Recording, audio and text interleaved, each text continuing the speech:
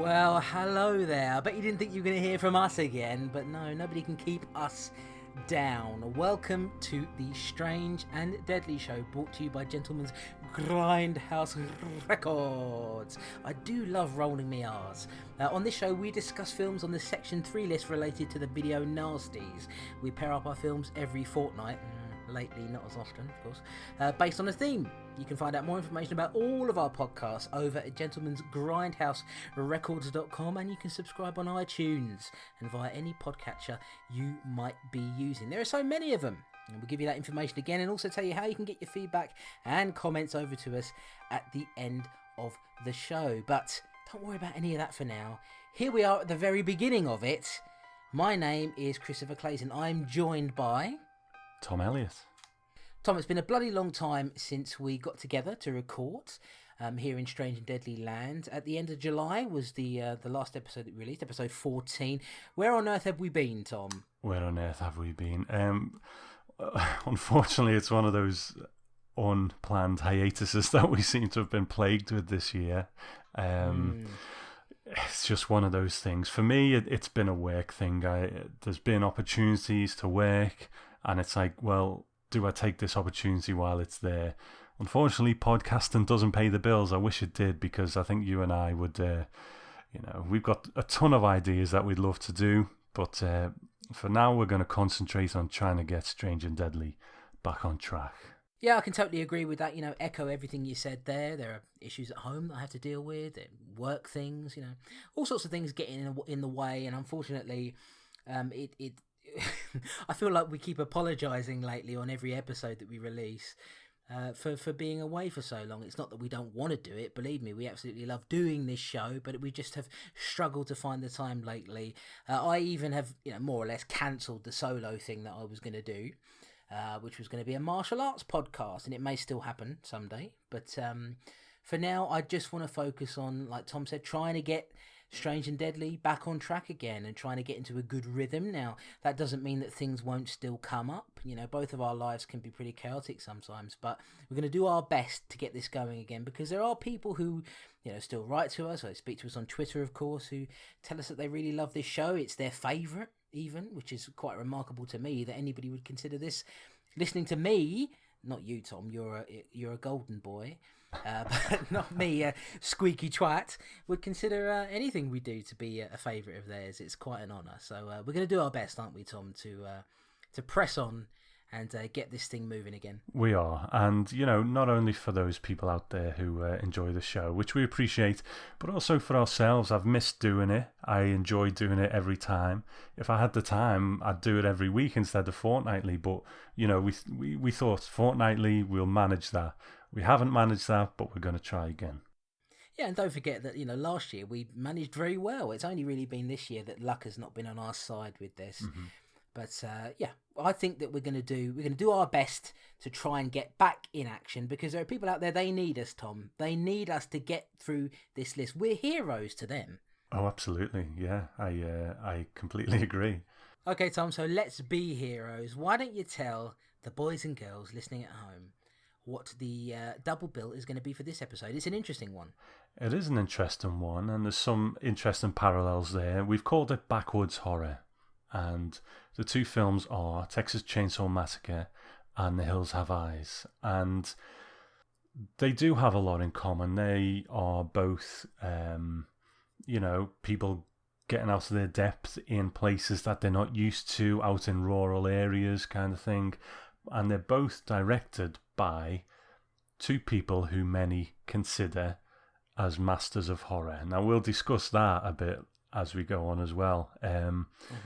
But it's also been kind of, sadly, quite fitting, the timing of it. It wasn't planned that way, obviously, but, something happened recently, and one of the films that we'll be covering is The Hills Have Eyes, which was directed by Wes Craven.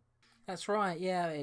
Just very strange timing on that. As we were getting ready to come back, we sort of heard this very sad news. I'll just read you what I've got here about Wes Craven, and then you and I, Tom, can kind of discuss our personal feelings on the man and his work. Master of Horror, Wes Craven sadly passed away on the 30th of August at the age of 76 from brain cancer. His last film as a director was Scream 4, the latest instalment in a series he kicked off back in the early 90s. Actually, the mid-90s, I got that wrong. Craven had 29 directing credits to his name and is widely considered a master of the genre for his reinvention of horror 3 times in his career, beginning with The Last House on the Left in 1972. It was 1984's A Nightmare on Elm Street that brought him the most success, melding supernatural elements with a slasher story and bringing horror icon Freddy Krueger to the world's attention, of course. He would direct another entry in the franchise, New Nightmare, in 1994. It was 1996's Scream that brought him modern-day success with a slasher film that successfully played on the genre's tropes in a smart way. Craven sadly leaves behind a wife and 2 children, including Jonathan Craven, who is himself a writer and director. So just a little bit of a blurb there on the man. We could dedicate a whole episode to him, really. So I just sort of wanted to type up a little bit of information about him there. I didn't know he was suffering from brain cancer, to be honest with you. I would assume it was something that was kept quite quiet. I don't tend to keep up on the sort of latest horror news these days, so I wasn't aware if that was reported at all. I mean, do you know, Tom? I'm kind of the same. I don't keep up much on horror news either. I tend to exist in the time that we tend to gravitate to, you know, and focus more on those. So I had no idea. But I don't think it was reported, to be honest, but I might be wrong. I think it was kept fairly quiet, and you know, cancer is something that is sort of prevalent in my life and has been for quite a number of years. So it was very sad to hear that. Now, I do want to say that I want to call myself out on something here, because I have said in the past, I believe on the Strange and Deadly show, I think I may have even said it on my old Gore Boy show. I'm not sure, to be honest with you. But I have said in the past that I didn't think Wes Craven was a master of horror. And I said that based on the fact that he had made a lot of very mediocre films and had made just a couple that I consider to be genuine classics. And I think, I believe I said that on the Strange and Deadly show on an old episode. I can't remember what it was in relation to. But I have said that before. I've said it in the past. And I have to say, I'm not the sort of person who's going to all of a sudden pretend that I didn't say something. You know, well, I didn't really mean it, of course. You know, at the time I did mean it. Hearing about Wes Craven's death, it actually hit me much harder than I thought it would. It hit me quite severely, and you know, of course, there's that element of cancer there, which is, as I say, very prevalent in my life, and it made me feel sort of quite reflective. And I ended up reading a lot of articles about Wes Craven, and I do feel, after looking at everything, looking at the legacy that he left, that he was a master of horror, and that I was wrong. And I'm not going to pretend that I don't think that a lot of the movies he made were quite mediocre. I think that is the case. But you know, I was sort of saying when I was reading that blurb there, Tom, that he did reinvent horror a couple of times throughout his career. And I think that if you can reinvent a genre, add something to it, and has made a couple of films that I would consider to be quite masterful, then I think you do deserve that status. I think when you first said those things, I was in agreement, and you know, I'm not going to backtrack and say, he has made a lot of mediocre films, but you're right, he's made some very important films too, and films of a time that is very important to us. And you know, films, good or bad, I don't think, no matter what I thought of them, or think of him as a master of horror, I've always thought him to be a lovely man, a gentleman. Yeah. You know, you listen to interviews with him, commentaries on things, very gentle, very intelligent, and no one's got a bad word to say about Wes Craven. Absolutely nobody. No. Unfortunately, we are getting to a time when the people who dominated the time that we tend to gravitate to are getting very old now, and you know, unfortunately, this is going to start happening, I think. Yeah, I was thinking exactly the same thing when I heard about his passing. Just thinking about the fact that of the sort of quote unquote modern generation of horror directors that we know, you know, Carpenter, Romero, Argento, Craven, you know, Cronenberg. Craven was part of that, and he's gone. And it really sort of made me think that we're living in a world now where someday we are going to have to say goodbye to these people. and it really did make me sort of sit and reflect and think about Craven and kind of reevaluate how I felt about him. And like I said, I'm not going to pretend that I didn't think those things, but I have. With his passing, it sort of hit me quite hard, and it made me rethink and like I say, reanalyze his work as a director. And I think that there's some really good stuff in there, and he deserves to be remembered as the master of horror that I think he was. Okay, well, Wes, my hat is off to you. Thanks for everything, and rest in peace, my friend. Absolutely, rest in peace. Well, we're going to continue our Wes Craven chat now by talking about a film, an early film of his that he made, that was remade quite some years later. Tom, why don't you tell everybody about The Hills Have Eyes? Okay, also known as The Family That Woke Up Screaming. That's an interesting title. Where's it known as that? Do we know? I think it was a alternative title in the USA. Okay. I believe. A lot of this information comes from IMDb, so you never know for sure. Yeah. But, yeah. Okay, it was released in 1977 and written and directed by Wes Craven. Out in the arid desert, there's little to do and even less to see. The Carter family is passing through on their way to California, stopping off at a gas station run by Fred, who warns them to stay on the main road as they pull away again. They're towing a trailer all the way in which many of the family members stay.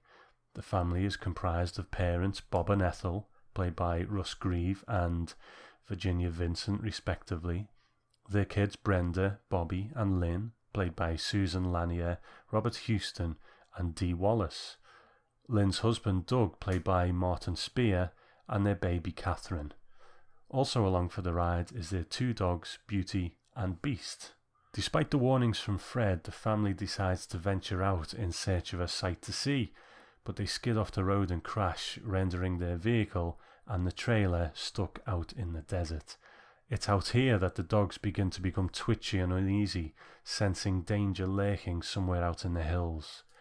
The family are being watched by mysterious people who hide out in the rocks and bushes.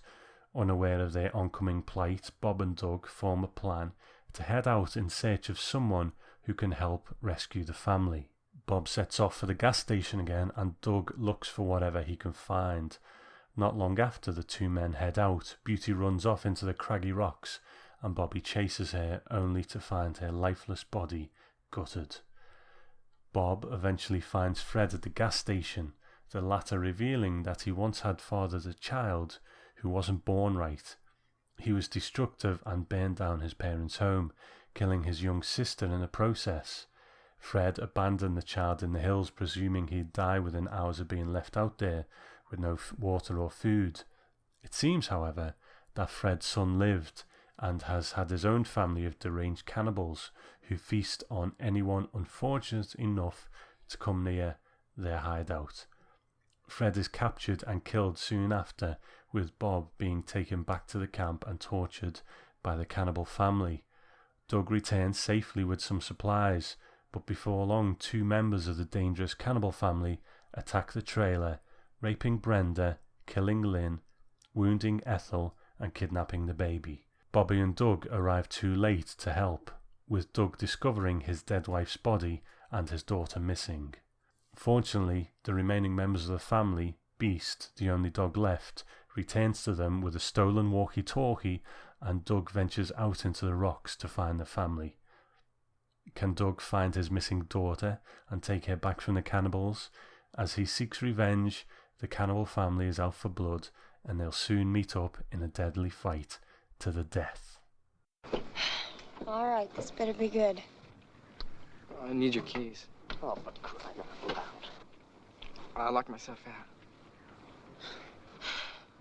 Couldn't you wait? God damn, would you give me the keys, please?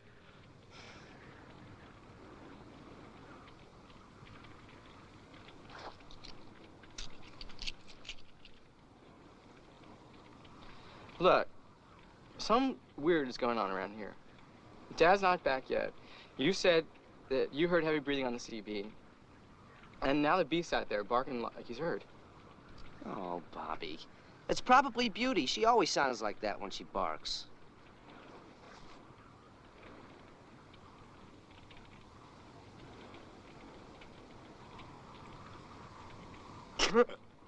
Beauty's dead. What? Beauty's been dead since this afternoon. Beauty's dead. What happened? Why didn't you tell us sooner?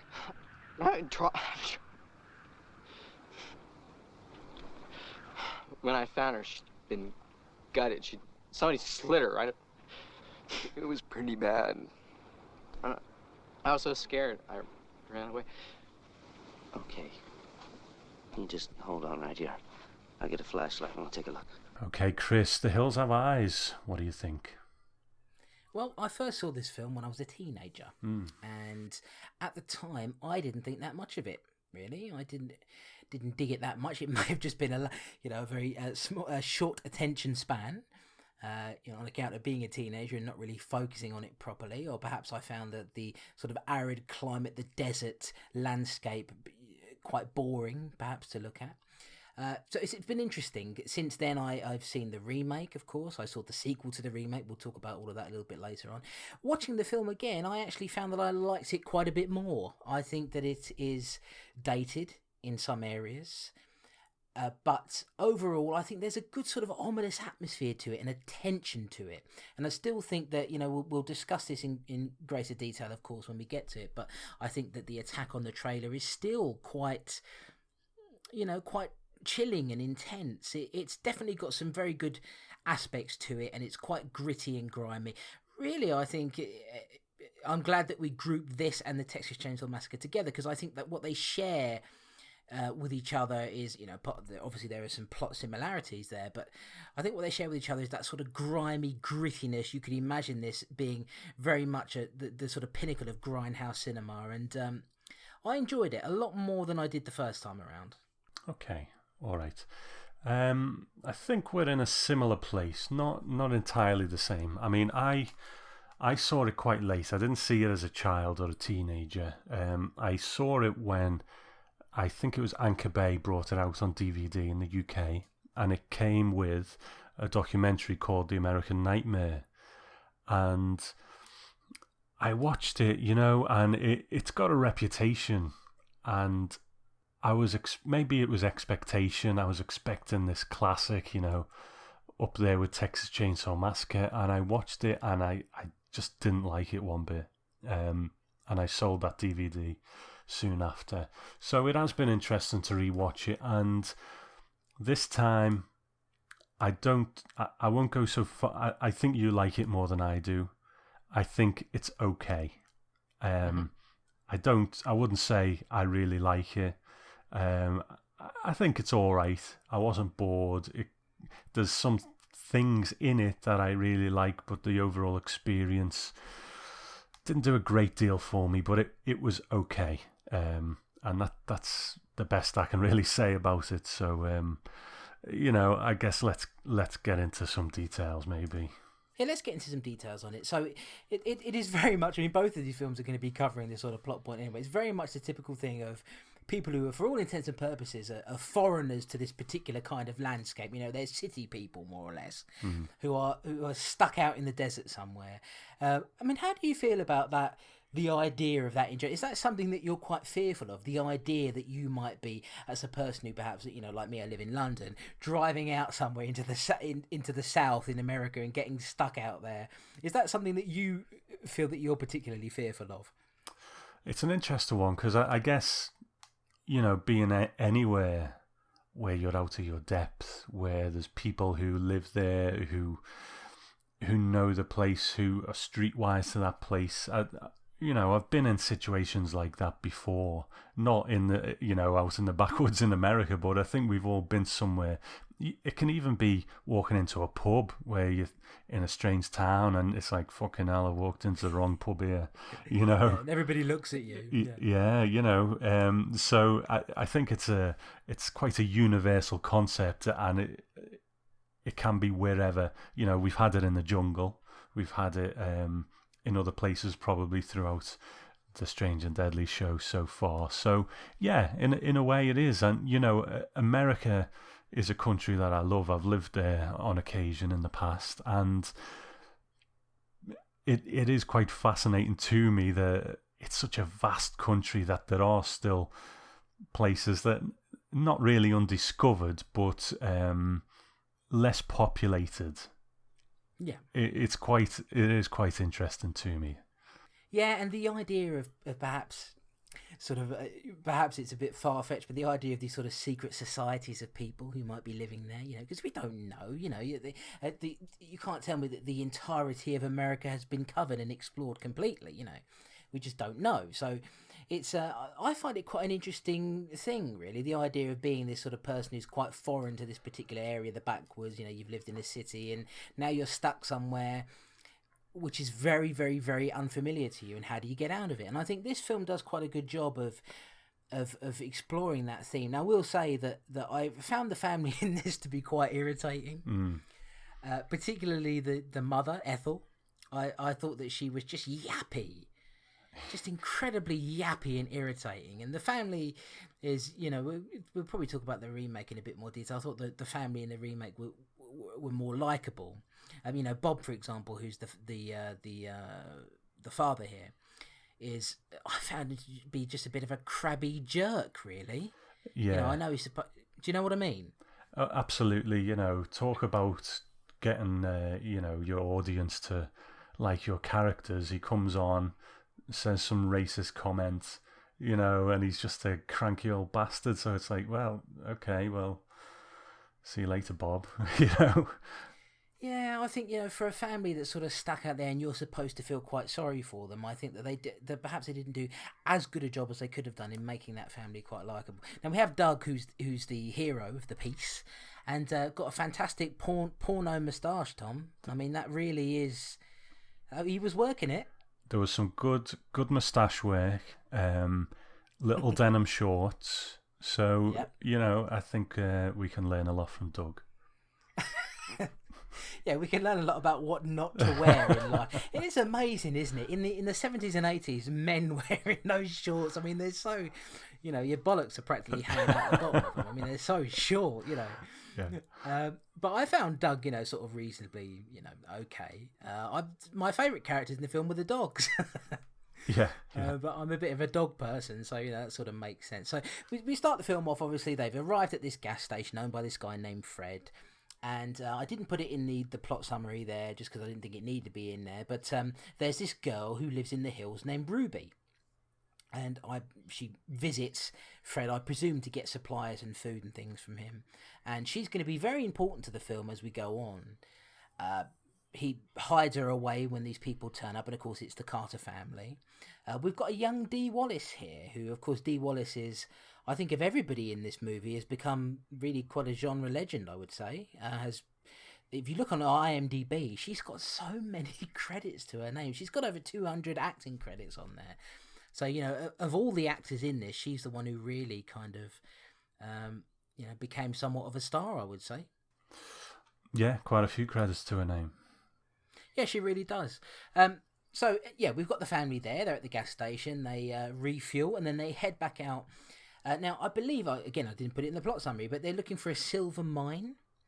And Fred, at the gas station owner, he tells them, look, to be fair to him, unlike the remake, he pretty much warns them, look, stay on the main road, don't venture out there. There's nothing to see there. So he's pretty much telling them, look, stay away because something bad's going to happen. Of course, they're all...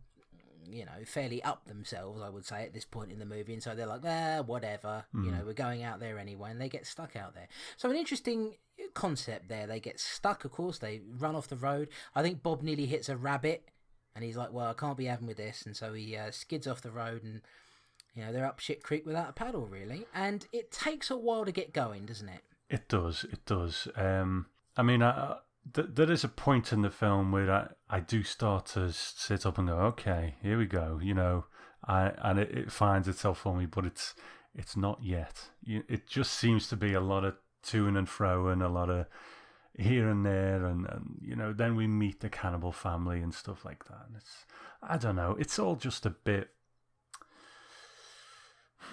I'm not going to go as far as to say tedious or boring to me. It's not that bad. It just didn't really grab me, to be honest. And maybe it is because I just found the family to be so poorly drawn, and I didn't really care about them that much. apart from Doug and his moustache. And so, this midsection, I do kind of lose interest, and it should be the point where the other family are introduced, and I'm starting to take notice, but I don't know, it just doesn't do much for me.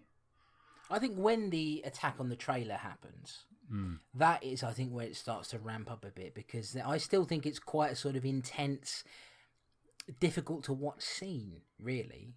The idea of the home invasion, as it were, the idea that you're being, assaulted by these mysterious strangers, and you've got nothing that you can kind of defend yourself with. I think that scene in particular is probably the best scene in the movie, just in terms of how effective it is in portraying their plight. Now, I have to say that, sort of building on that, my biggest issue with this film, by far my biggest issue, is the hill people themselves. I think they're silly. Yeah. I think they're portrayed in a very silly way, with the exception perhaps of Michael Berryman, who plays Pluto in this, who is, by all accounts, an absolute sweetheart of a man. He's always on the convention circuit. Seems like a genuinely lovely man. He's the guy who sort of looks quite strange. He's got a disorder. Has very much played roles, sort of mutants and the like. But a really lovely man. With the exception of him, who I think fits quite well. I think the hill people, like the Mama, I don't think that aspect of the film, I don't think is dated well at all. I'm glad you said that, because I completely agree. I think they're pretty rubbish. We've got the one who looks like the lead singer of Thin Lizzy. We've got like the mum with, they might as well have had bones through their noses. They're so, I don't know. I'm not going to say cliche, but you see, I watched this back to back with Texas Chainsaw, and when you see what they've done in Chainsaw, and then you see this, it's just so poor in comparison. No, I agree with you. It's super over the top, but in a way that's not. Even in Texas Chainsaw, you could argue that's over the top as well. But I think it's over the top and frightening. These people I find to be generally quite laughable. So that aspect of it is not, and the voices they use and everything. They all talk a bit like this, and it's the one aspect of the film where I was like, I'm not particularly afraid of this. Do you know what I mean? Yeah. It's a shame. If they were better, maybe I would feel different about it. But I just don't really feel any threat from them. But like you say, Michael Berryman, he's a legend. We all love a bit of Michael Berryman. But the rest of them just do nothing for me. Yeah, he's good. He fits quite well. The rest of them, in particular, I think the character of Mama, the mother, I think she's pretty terrible, actually. I think the acting as well, I think in general is pretty terrible. Ruby's okay, but again, there's some quality issues there. Most of the performances from the Hill people, it's not there are no assured performances in there, really. No. So that is a difficulty, but I do think, what do you think about the attack on the trailer? Even though at this point that you're not particularly afraid of these people, they've not aged particularly well when we're watching it now, but how do you feel about that particular scene? Yeah, it is one of the highlights of the movie. I do remember it, but unfortunately I was starting to turn off a bit by that point in my brain, and it's not actually this bit that makes me sort of sit up and take notice, but it is good. It's kind of like the last 10, 15 minutes of the film that really I kind of go, okay, this is getting good now. And then unfortunately it ends, but you seem to be quite taken with the trailer attack. So what about you? What is it you like about it? Well, it's difficult to say. Using the word "like" is difficult, because I'm the sort of person who, I feel quite emotional about these things, and I've found it to be quite harrowing, really. I felt that way about the scene in this one and in the remake. I think that it's just, there's a sadness associated with it. The idea that these people are coming in, that you have inside the trailer, you basically have two women who are more or less defenseless, and then obviously the character of Lynn comes in and she can't do anything. And Doug then coming back to the trailer again. He's come back too late, and he comes back and he sees his dead wife there, and it just, and his daughter missing, of course. And it just is, I can imagine that is the Hill people themselves realistic? I would say no, but that idea of that the idea that could actually happen, a home invasion like that, where a tragedy. I mean, it's happened before. You know, the Manson family, for example. Yeah. So that idea to me, I find to be a bit chilling. And I think that's why that works. Now, I do have to say that, you know, as you say, the last 10 minutes or so, I think where this fails and where the remake succeeds in, and, you know, again, I don't want to keep mentioning it all the time, we'll talk about it in a bit more detail, but I think where this fails is that it just is, at the end, it's 10 minutes of people running around rocks. Whereas in the remake, you know, there's a town there, and it just is... It's, you know, it just is a different sort of thing, playing with the same idea but done in a different way. But I do think that from the trailer attack onwards, to me it perks up, and I know, as you say, that it didn't really perk up until the end for you. I think by the time I got to that trailer attack and that was going, and then the rest of it I found to be, you know, sort of reasonably entertaining. I walked away from it thinking, yeah, you know, it takes a bit too long to get going maybe, and parts of this are ridiculous, but overall I'm sort of enjoying this. Yeah, I think, you know, I like the scene where the family start to fight back. You know, old Wes likes his heroes setting traps, doesn't he?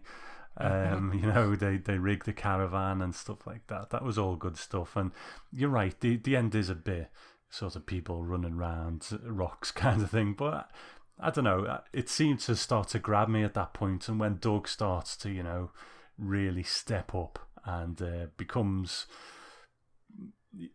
I mean, there's always these things in this kind of film where it's like, you know, they start to become the thing that's been killing them kind of thing because they have to survive. And I'm not sure it's trying to teach us any great lessons. It's just he's doing what he has to do, I guess.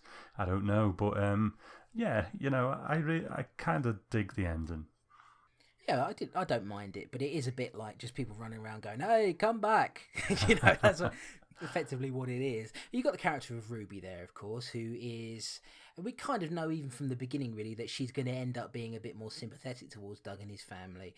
I think that, you know, that transition from being, you know, a cannibal woman to suddenly feeling quite sorry for Doug and the baby, I think it happens a bit too quickly, maybe. But because Ruby is in the second film, The Hills Have Eyes Part 2, and she sort of has transformed and changed into being a relatively normal person. I can't imagine what that would be like when you're brought up in that sort of environment. You know, as we know from what Fred has explained, I can't remember his name now, but Papa Jupe, I think it is. Yeah. Is the, you know, sort of the head of the family. He was Fred's son, and he ended up having a family. We don't know if he had... We don't actually know if these are his actual kids or whether they were perhaps normal people that were kidnapped as you know, babies and were raised. You know, I'm talking about the girl specifically, and were raised as his child. We just don't know for sure. You know, is Mama the actual mother of the children? You know, all these things are not really explained. But I think that I think that the transition there with Ruby is a bit too quick for my liking. But I mean, overall, yeah, the fight towards the end, and Michael Berryman having to fight off Beast, the dog, yeah, and getting his foot chewed up and his neck chewed, and you know, I love those dogs in the movie. So I think it's it's a decent ending. We've got to talk about the abrupt ending with Doug just madly stabbing Mars to death, which is, I think, quite a good image to end on. It wasn't the original ending. I'll tell you about that a bit later on, guys. But yeah, I think it was. I think the fact that it is quite abrupt, then it just sort of ends with Doug hovering over Mars, stabbing him to death, and of course Doug's been probably irrecoverably changed for the rest of his life. How can he not be? Quite a good little ending shot there, I think. It is. I quite like it too. And like I say, I think other films of this kind, where, you know, the hero. I mean, we talked about it way back when with, I think, the Deodato movie Cannibal, was it? And Robert in that has to become a savage to survive, and I think that movie was trying to tell us something, you know, give us a little message about something, some sort of commentary.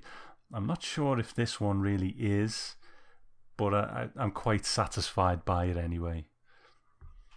Yeah, I'm not sure that there's any particular message there. I think it's more that Wes Craven wanted to make a movie about cannibals. Yeah. And but a different kind of movie, one that's not sort of like the Italian one set in the jungle. And so I don't know, Tom. I quite enjoyed it. It was better than when I last saw it as a teenager, where I was sort of bored rigid by it. I would suggest you watch it again in another 10 years and see how you feel. Maybe it'll work on you like it did for me. But I mean, do you have any sort of how can you sum up your feelings on this overall? Probably the way I came in. It was okay. I can't. Sorry, Wes. I wish I could give it more, but it just didn't really do much for me. It was okay, but there's much better examples of this subgenre, the backwoods subgenre, which continued on for years. I don't know whether some have been made recently, but I mean, there was the Wrong Turn movies that they had a few sequels, probably diminished in quality, I guess, but they're still successful in their own right, I suppose. So I think there are much better examples of it, and we're going to talk about one of them in a few minutes, but it's okay. I don't hate it, but I'm not sure I'd watch it again. Oh, that's absolutely fair enough. I'm not going to be reaching for it anytime soon. I mean, this was his I think this was his second horror movie after The Last House on the Left. I think The Last House on the Left, I'm not a big fan of that movie, to be honest with you. I've always thought it was quite overrated, actually. But it is a film that was, I mean, it's still one of the most notorious films ever made. As far as I'm aware, Tom, and perhaps you can correct me on this, because I'm not sure, but I don't think it's been released uncut in the UK, or has that happened now? I don't think so either, but I've never bought it, because I watched it many, many years ago. I can't really remember it, but I only remember not being that enamoured with it, so I've just never bought it. No, I mean, it's a film that is, again, I feel like I'm insulting Wes Craven by saying it, but it is a film in which it's trying to be very dark and very serious, and it has two bumbling comedy cops in it. And it is it takes a lot away from that movie, but he did in his own way kind of reinvent the thriller and make this incredibly infamous movie. This is, I don't think he ever made anything that was as, I suppose you could say, as bleak as that. This is sort of, it's mining similar sort of territory, but it's not as, it's not as bad as that. It's not as violent. I don't think it's a bad movie. I sort of quite liked it more than I did as a teenager, as I said, and not one of his best, but he's building on some interesting ideas there, and I do think there's an evolution from The Last House on the Left to this, where it's just shot a bit better. It's still quite grimy and gritty and cheaply made, but it's I don't think it's a bad film at all. I really don't. I think it is worth a watch if you've not seen it before. Why don't we talk very quickly, Tom, about the remake of this, which was released in, let me see, I've got the information here. It was released in 2006, I believe. Mm-hmm. Now, I'll go on record as saying, I don't say this very often in my life, in general, but I think the remake is better. It is very similar in that it sort of hits a lot of the same plot points. I think the family in the remake is more likable, and it was directed by Alexandre Aja, as it were, who was a French director. He'd come to some prominence thanks to his film High Tension, or Switchblade Romance, as it's known in the UK. His version largely sticks to the plot of the original. It focuses more on, and this is what I find interesting, focuses more on the idea of these hill people as being actual mutants who were living in this old town. They were doing nuclear testing on the town. As a result of that, the radiation from that, the explosions, it caused these people to become mutated. And I actually think that's much better than the version we have in the Craven original, where it's not silly at all. Actually, these are genuinely frightening mutated people. Doug is more of a hero in that. I mean, have you seen the remake? I have. I rate it quite highly, to be honest. I really enjoy it. Interesting. Derek Mears is in it. I think he plays Pluto, and he would obviously go on to play Jason in the Friday the 13th remake. But I would watch the Hills Have Eyes remake over the original every time, to be honest. Yeah, definitely. I mean, I've seen it more times than I've seen this, and like I say, I don't think it's something that you'll hear me say very often, that I prefer a remake to the original. The remake is slicker, of course. It doesn't quite have the grindhouse quality that this does. I think Doug is more of a hero, and there's some nice gore in it as well. Very brutal, very brutal. Oh, yeah. I mean, much more brutal than this one is. I mean, there's some, a nice axe in the head and all sorts of different things. And I think that the family is more likeable. And there was a remake that was made of that movie. I'm kind of dipping into the trivia here, but I feel like we've kind of summed up our feelings on this one. Yeah.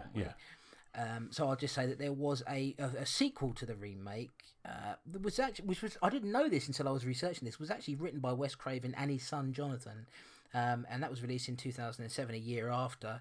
It was just called The Hills Have Eyes 2. That was largely panned by critics, and if I remember rightly, that's a bunch of soldiers basically go out there into the hills and end up being captured by a family of mutated people that are living out there. Did you see that one? I did, and I agree with the critics, to be honest. I can't remember it that well, only that I thought it was pretty rubbish. Yeah, it wasn't very good. One of the interesting things for me, while we're on the subject of Alexandre Aja, is I really love the movie High Tension that he made.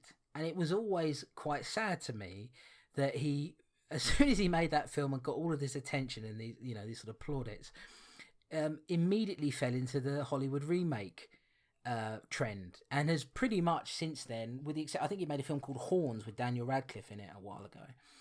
But apart from that, he has just pretty much pumped out remakes. He did The Hills Have Eyes. He did a remake of I think a French film called Mirrors. He did a remake of Piranha. I think, didn't he have a hand in the Maniac remake as well? I don't think he directed it, but maybe he wrote it or something like that. But I really like the Maniac remake.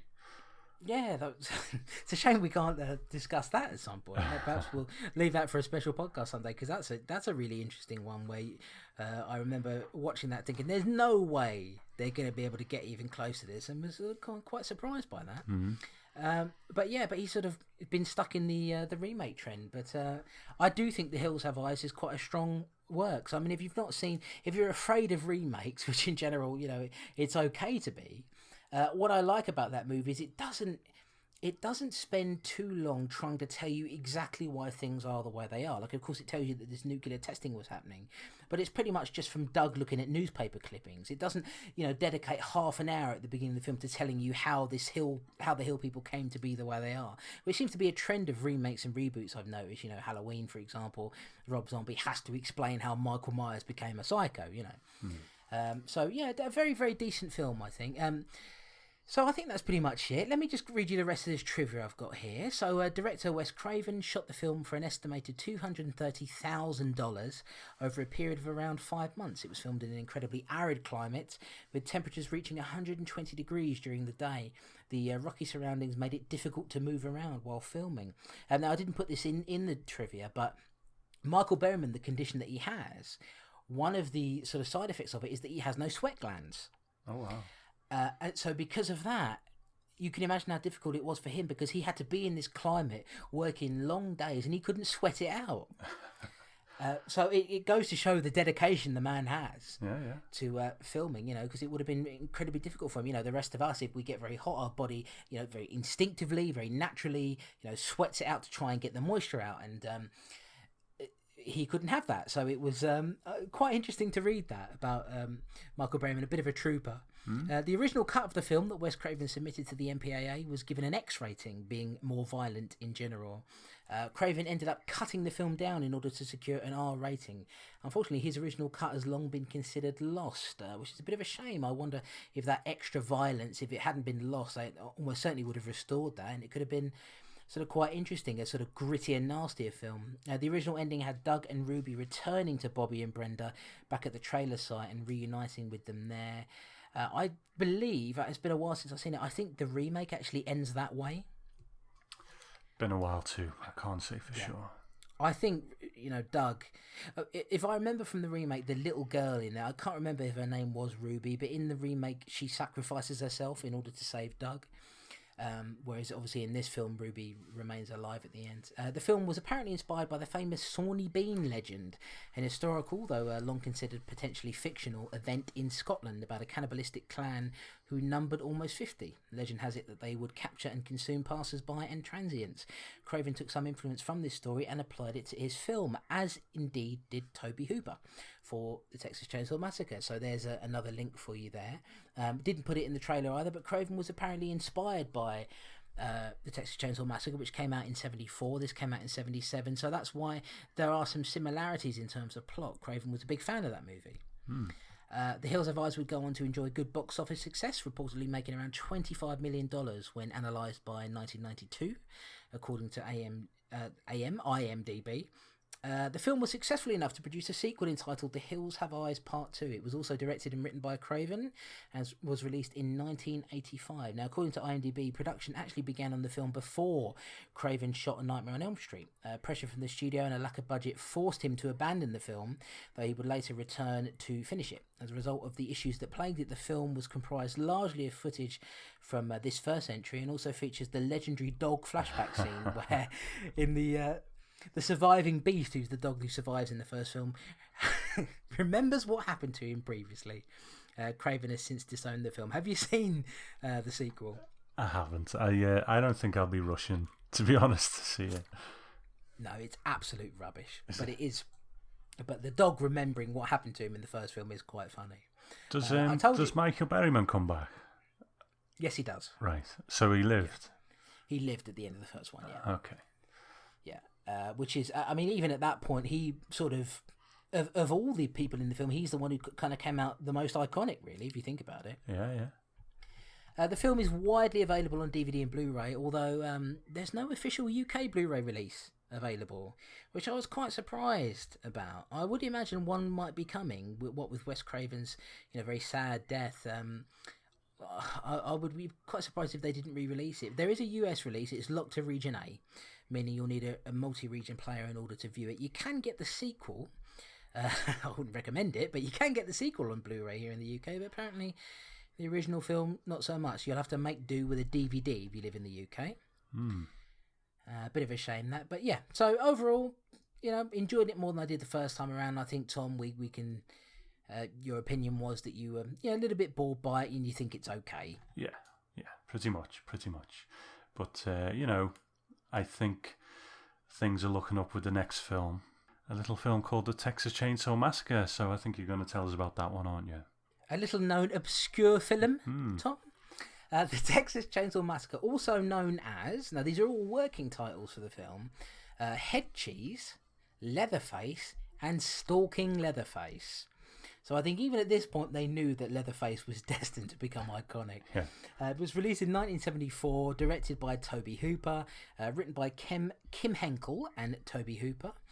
Let me read you the synopsis here. The plot: Sally Hardesty, played by Marilyn Burns, and her disabled brother Franklin, played by Paul A. Partain, are travelling through Texas with their friends Pam, Kirk, and Jerry, played by Terry McMinn, William Vale, and Alan Danziger, respectively, in a van. They're on the way to revisit the old Hardesty house, which was owned by Sally and Franklin's grandfather. They stop at a gas station where they meet an older man who invites them to stay and enjoy a barbecue there, but they decide to press on. Along the way, they pick up a hitchhiker and immediately notice how strange he is.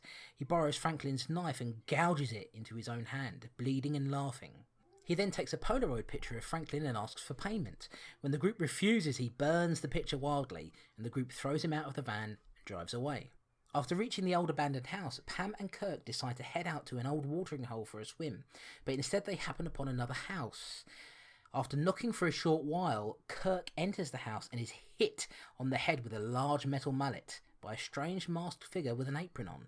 Pam shortly follows and is captured by the figure, Leatherface, and is hung on a meat hook, left to bleed and watch in pain as Kirk is dismembered with a chainsaw. Concerned for their whereabouts after some time, Jerry decides to head in the direction they went and happens upon the house as well. He ventures in and soon discovers Leatherface's deadly kitchen and the body of Pam, who has been placed in a freezer. She's still alive, but barely. However, Jerry dies from a blow to the head when Leatherface discovers him. Now only 2 remain. It reaches nighttime and Sally and Franklin debate on whether or not to go looking for their missing friends. They eventually decide to go together and take off through the woods, with Sally pushing Franklin in his wheelchair. Here they meet Leatherface, who takes his chainsaw to Franklin, gutting him and forcing Sally to run for her life. So begins a deadly chase as Sally runs from the chainsaw-wielding madman. She happens upon the gas station and expects safety and help from the owner, but it transpires that he's in on the act too, and he kidnaps Sally and brings her back to the house, where we learn that a cannibal family lives here. There's Leatherface, the hitchhiker, the gas station owner who serves as the cook, and their grandpa. Tied to a chair and ready for death, Sally faces the most nightmarish night of her life as she fights against the demented cannibals and screams for salvation. Could I see the flashlight for a minute? What for? Franklin, let me see the flashlight. I'm gonna go look for him. You don't have to go. Now, Sally, don't go. I don't think that's a good idea, Sally. I don't think you ought to go. Look, I'm gonna honk the horn one more time. Just give me the flashlight. No, I'm gonna honk the horn, and we're gonna wait a minute, and then if they don't come, well, we'll go. All right?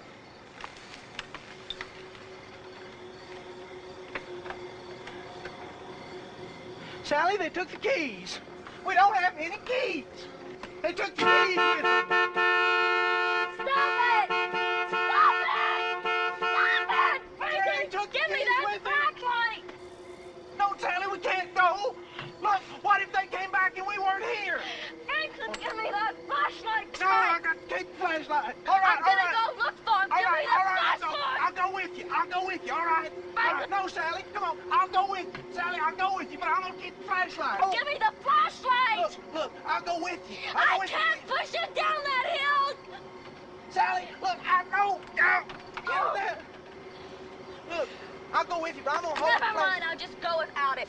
Tom, a little film called A Texas Chainsaw Massacre. Not many people know about it. What can you tell us about it? It's interesting, isn't it? It's always mistaken as being a video nasty, but it's, in a sense, it is now. Now we know about the Section 3 list, but it's not one of those video nasties on the Section 2 list. But it's a tough one. Coming to this is like when we had to talk about The Thing and when we had to talk about Friday the 13th. It's like, what's left to say? It's really difficult. I've been on someone else's podcast in the past talking about Texas Chainsaw Massacre, and I just feel like everything's been said. It's universally loved pretty much, but so it's going to be quite difficult. But I think there's things we can talk about. Even things like the DVD releases it's had over the years, that sort of thing. But for me, I caught this when I was in my early 20s, and I still remember it. Went to the video shop and I rented it and took it home and watched it on my own, and it's a bit of a watershed moment, It's just that grimy old film, and it's been so cleaned up now in the releases you can get. I mean, the latest Blu-ray is I think a 4K restoration, isn't it? But it's such a comfort blanket of a movie for me now, and that sounds strange considering what it is, but I just adore it, and coming back to it is always a pleasure. Strange as that might seem, it's just I've got such love and adoration for the movie that every time I watch it, I'm just like basking in its lovely leathery glow. And and that's it, I just adore the movie. I can't really fault it. You couldn't have made that sound more sexual if you tried, Tom. My goodness. I sort of liken it a bit to the first time you see Cannibal Holocaust. And it just sort of changes you, in some way. Some part of you is changed. I first saw it, I guess I must have been about 18, 19 maybe. Seems like a long time ago now, but it had an immediate effect on me. I remember, now let me ask you this first of all. Yeah. Of course, it wasn't a video nasty, it was on the Section 3 list, but I do believe the film was banned, is that right, in the UK? I'm not sure if it was banned or just not released, Right. Kind of like, well, we won't bother. Right, yeah. I don't know, maybe we should have done our research a bit more, but... Well, I did a little bit, and I'd noticed that it didn't sort of get a proper release until quite a bit later. So perhaps you're right that it's not that it was banned; it's just that it was so infamous they just didn't bother to release it. Yeah. I think that might be the case, but I'm sure someone will correct us for the next episode. Yeah. Well, look, you said it yourself, Tom. It for some reason, you would imagine that it would be much easier to talk about films that we know very well, famous horror movies, because there's so much to say about them. But in actual fact, it's harder because with a film like Texas Chainsaw, Halloween, Nightmare on Elm Street, what on earth do you say that hasn't already been said? We're going to do our best, of course, but we're probably trumpeting, or repeating a lot of the same things that other people have said. I think it's a masterpiece. I think it's just a masterful piece of work that you sort of look at it and it's cheap and it was shot on.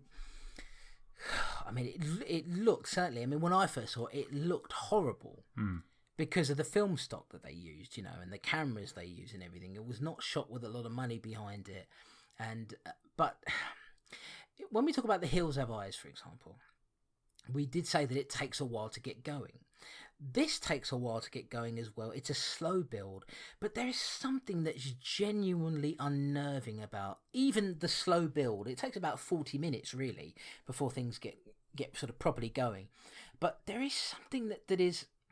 There's a feeling from the very first time I watched it, I can remember feeling that I know something really, really bad is going to happen to these people. Yeah. It just layers on the insanity from the get-go. I mean, that opening shot of this, the two figures sort of displayed like that on the grave. And when you meet the hitchhiker later, you completely understand that that's something he would do because he would think it was funny. But even in the graveyard early on with the drunk, and he's like, I see things, and he's just lying on the grass drunk.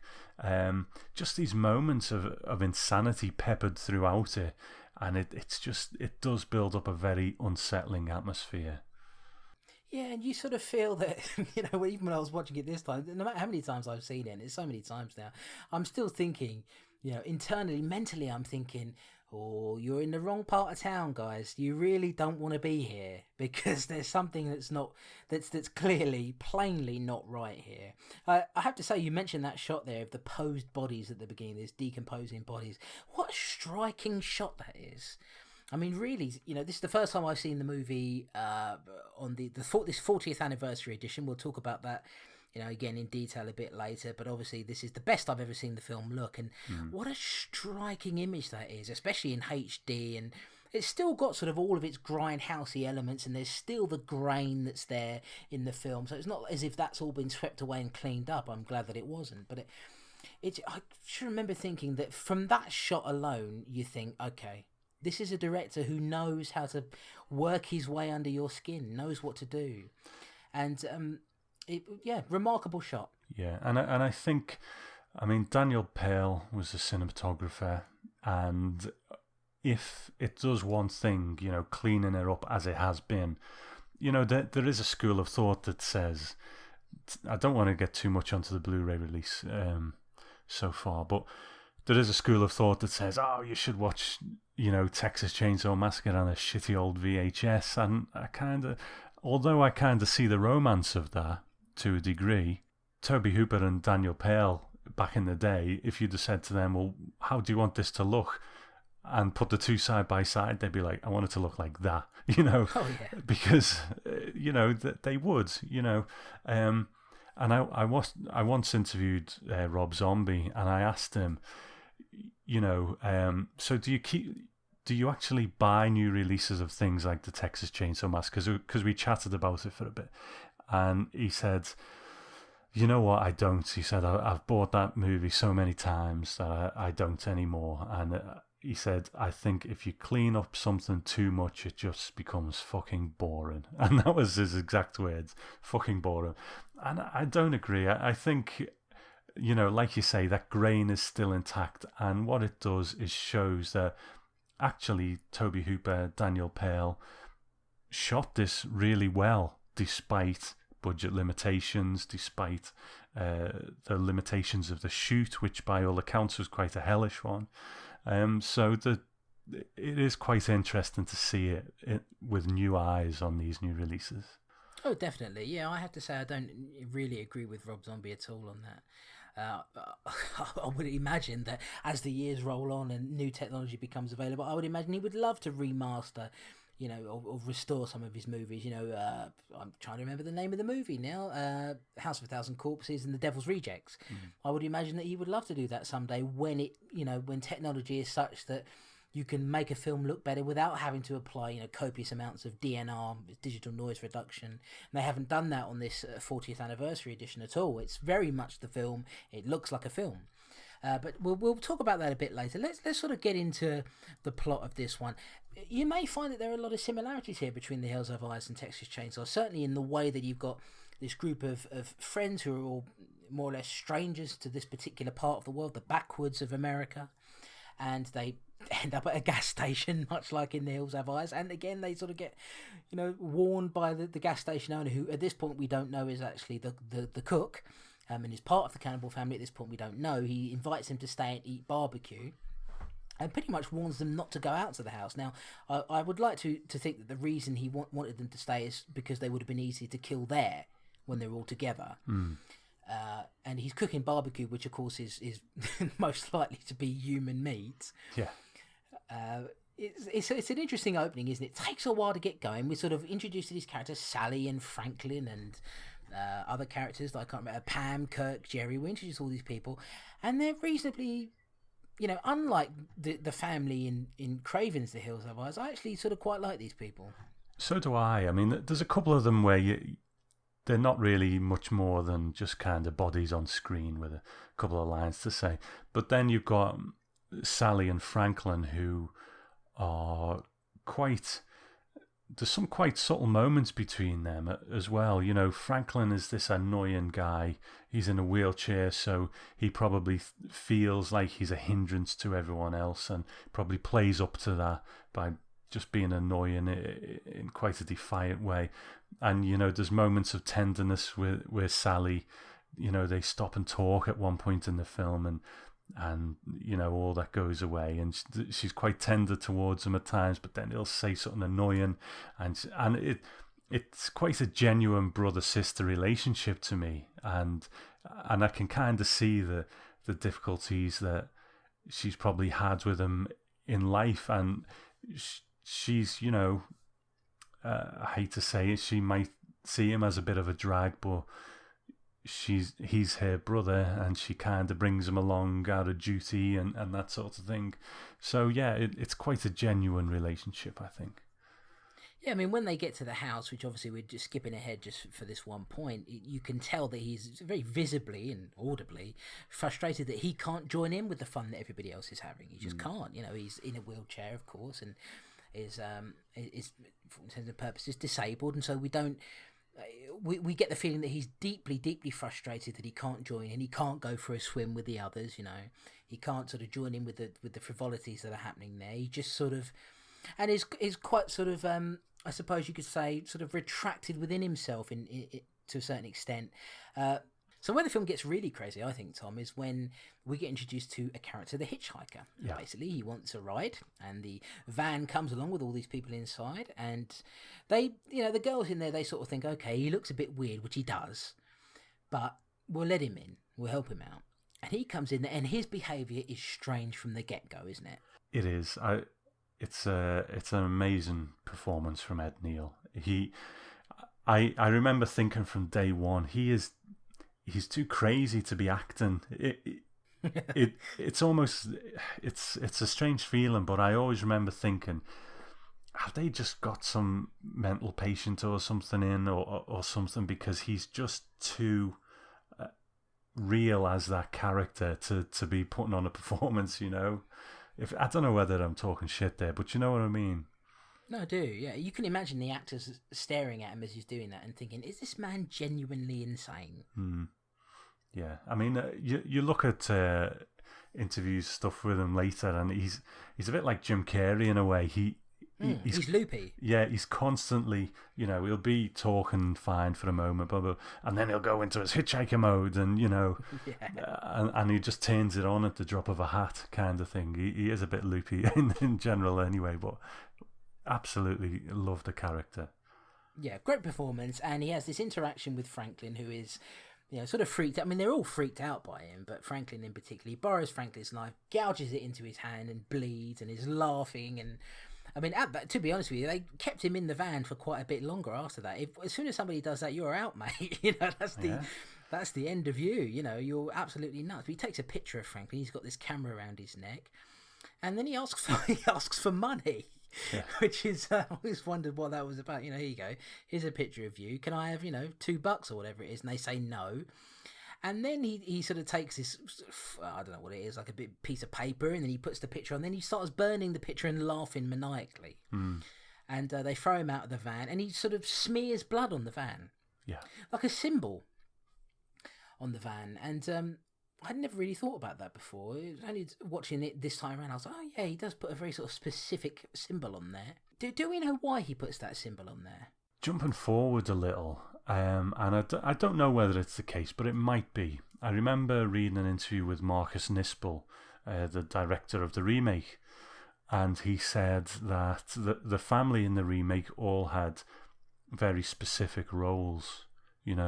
One of them is like, maybe the woman in the shop is kind of like the early warning.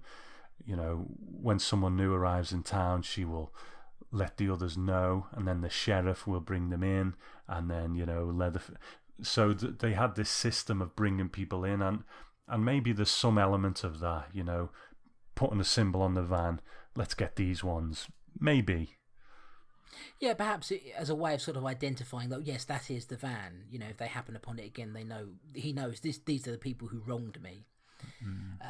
So anyway, we have that experience with the hitchhike, and we think, right, that's the end of him. They get to the, I'm trying to remember, the Hardesty house, and they're sort of playing around there. And I was reading something on the internet where somebody was saying, it might have been on IMDb, I can't remember, but somebody was basically saying that really all the events of the film, apart from obviously the hitchhiker turning up, all the bad things that happen to people, it's all Franklin's fault.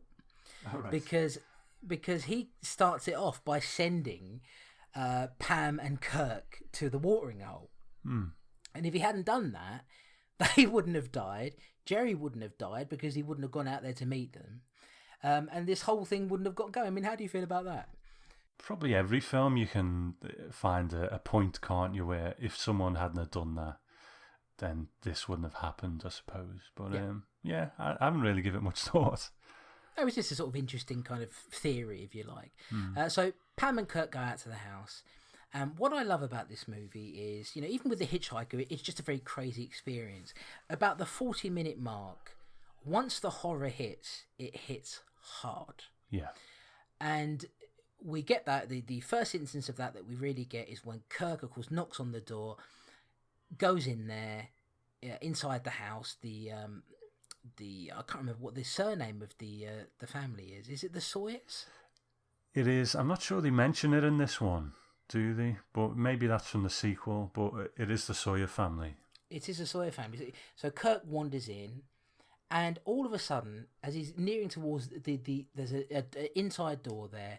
Leatherface comes out, and it's the first time we see him, and smashes him in the head with a big metal mallet.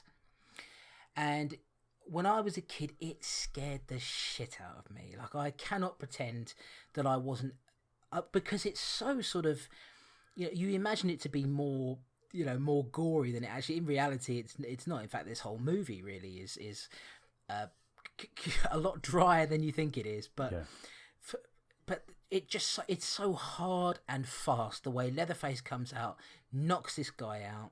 Pam, of course, follows up, goes in. Again, it disturbed me deeply when I was a teenager to see Pam being hung up on that meat hook, and it's an extraordinary sequence, and it happens within a couple of minutes. I mean, it hits hard. It does, and it's a great example of less being more. It's one shot for the first part, just square on that doorway, open, bang, he's down. No music, nothing. Just the brutality of that moment, and it's just perfection. It really is, and it's interesting you say no music there, because in a modern film we would have that ominous music building up to that. Yeah. So you sort of it kind of it telegraphs it that something bad is about to happen. Yeah. But in this movie, there's none of that. You don't know. The first time you see the movie, of course, you don't know what's about to happen. You don't know that there's even anybody in the house to begin with. So the introduction of Leatherface coming out, no music, nothing, just the big clang of the mallet, and then pulling Kirk's body, which is shaking. Oh dear! As a kid, it lived with me for such a long time. It really is. I think that whole sequence, and then Pam coming in, obviously, and being hung up on that meat hook, and just thinking about it when I was a kid, like, my God, how painful would that be? How torturous would it be? You know, It's masterfully done. Absolutely. The meat hook as well. Maybe that sort of gets a bit overshadowed by the hammer thing, but that in itself as well is, you don't see anything. I think, I can't remember for sure, but I think there might be a story somewhere about them applying some sort of prosthetic so it looks like it's coming out the front, but they decide, I don't know, I might be just imagining that, but you don't need it. It's just she's a beautiful girl, beautiful bare back in that outfit, and he just throws her on that hook. It is horrifying. It's funny to think about that, isn't it? It's almost as if that in itself telegraphed what was about to happen to her, having that sort of open-backed top that she had on. And what's funny is hearing all the different tidbits behind the scenes news, that the sort of the appliance that they used, they had her on some sort of hook mechanism, obviously, to keep her held up there. But the mechanism itself was actually hurting her in real life. So when you're watching that scene and she looks like she's in pain, she really is in pain, because the whatever it was that was holding her up there in that position was actually really painful for her. So that's an interesting thing, you know. It's it kind of echoes in a very different way, albeit in The Hills Have Eyes, Dee Wallace, when she goes in and there's a big spider sitting on a jacket. And Dee Wallace herself was in the room with the spider and was genuinely terrified of it.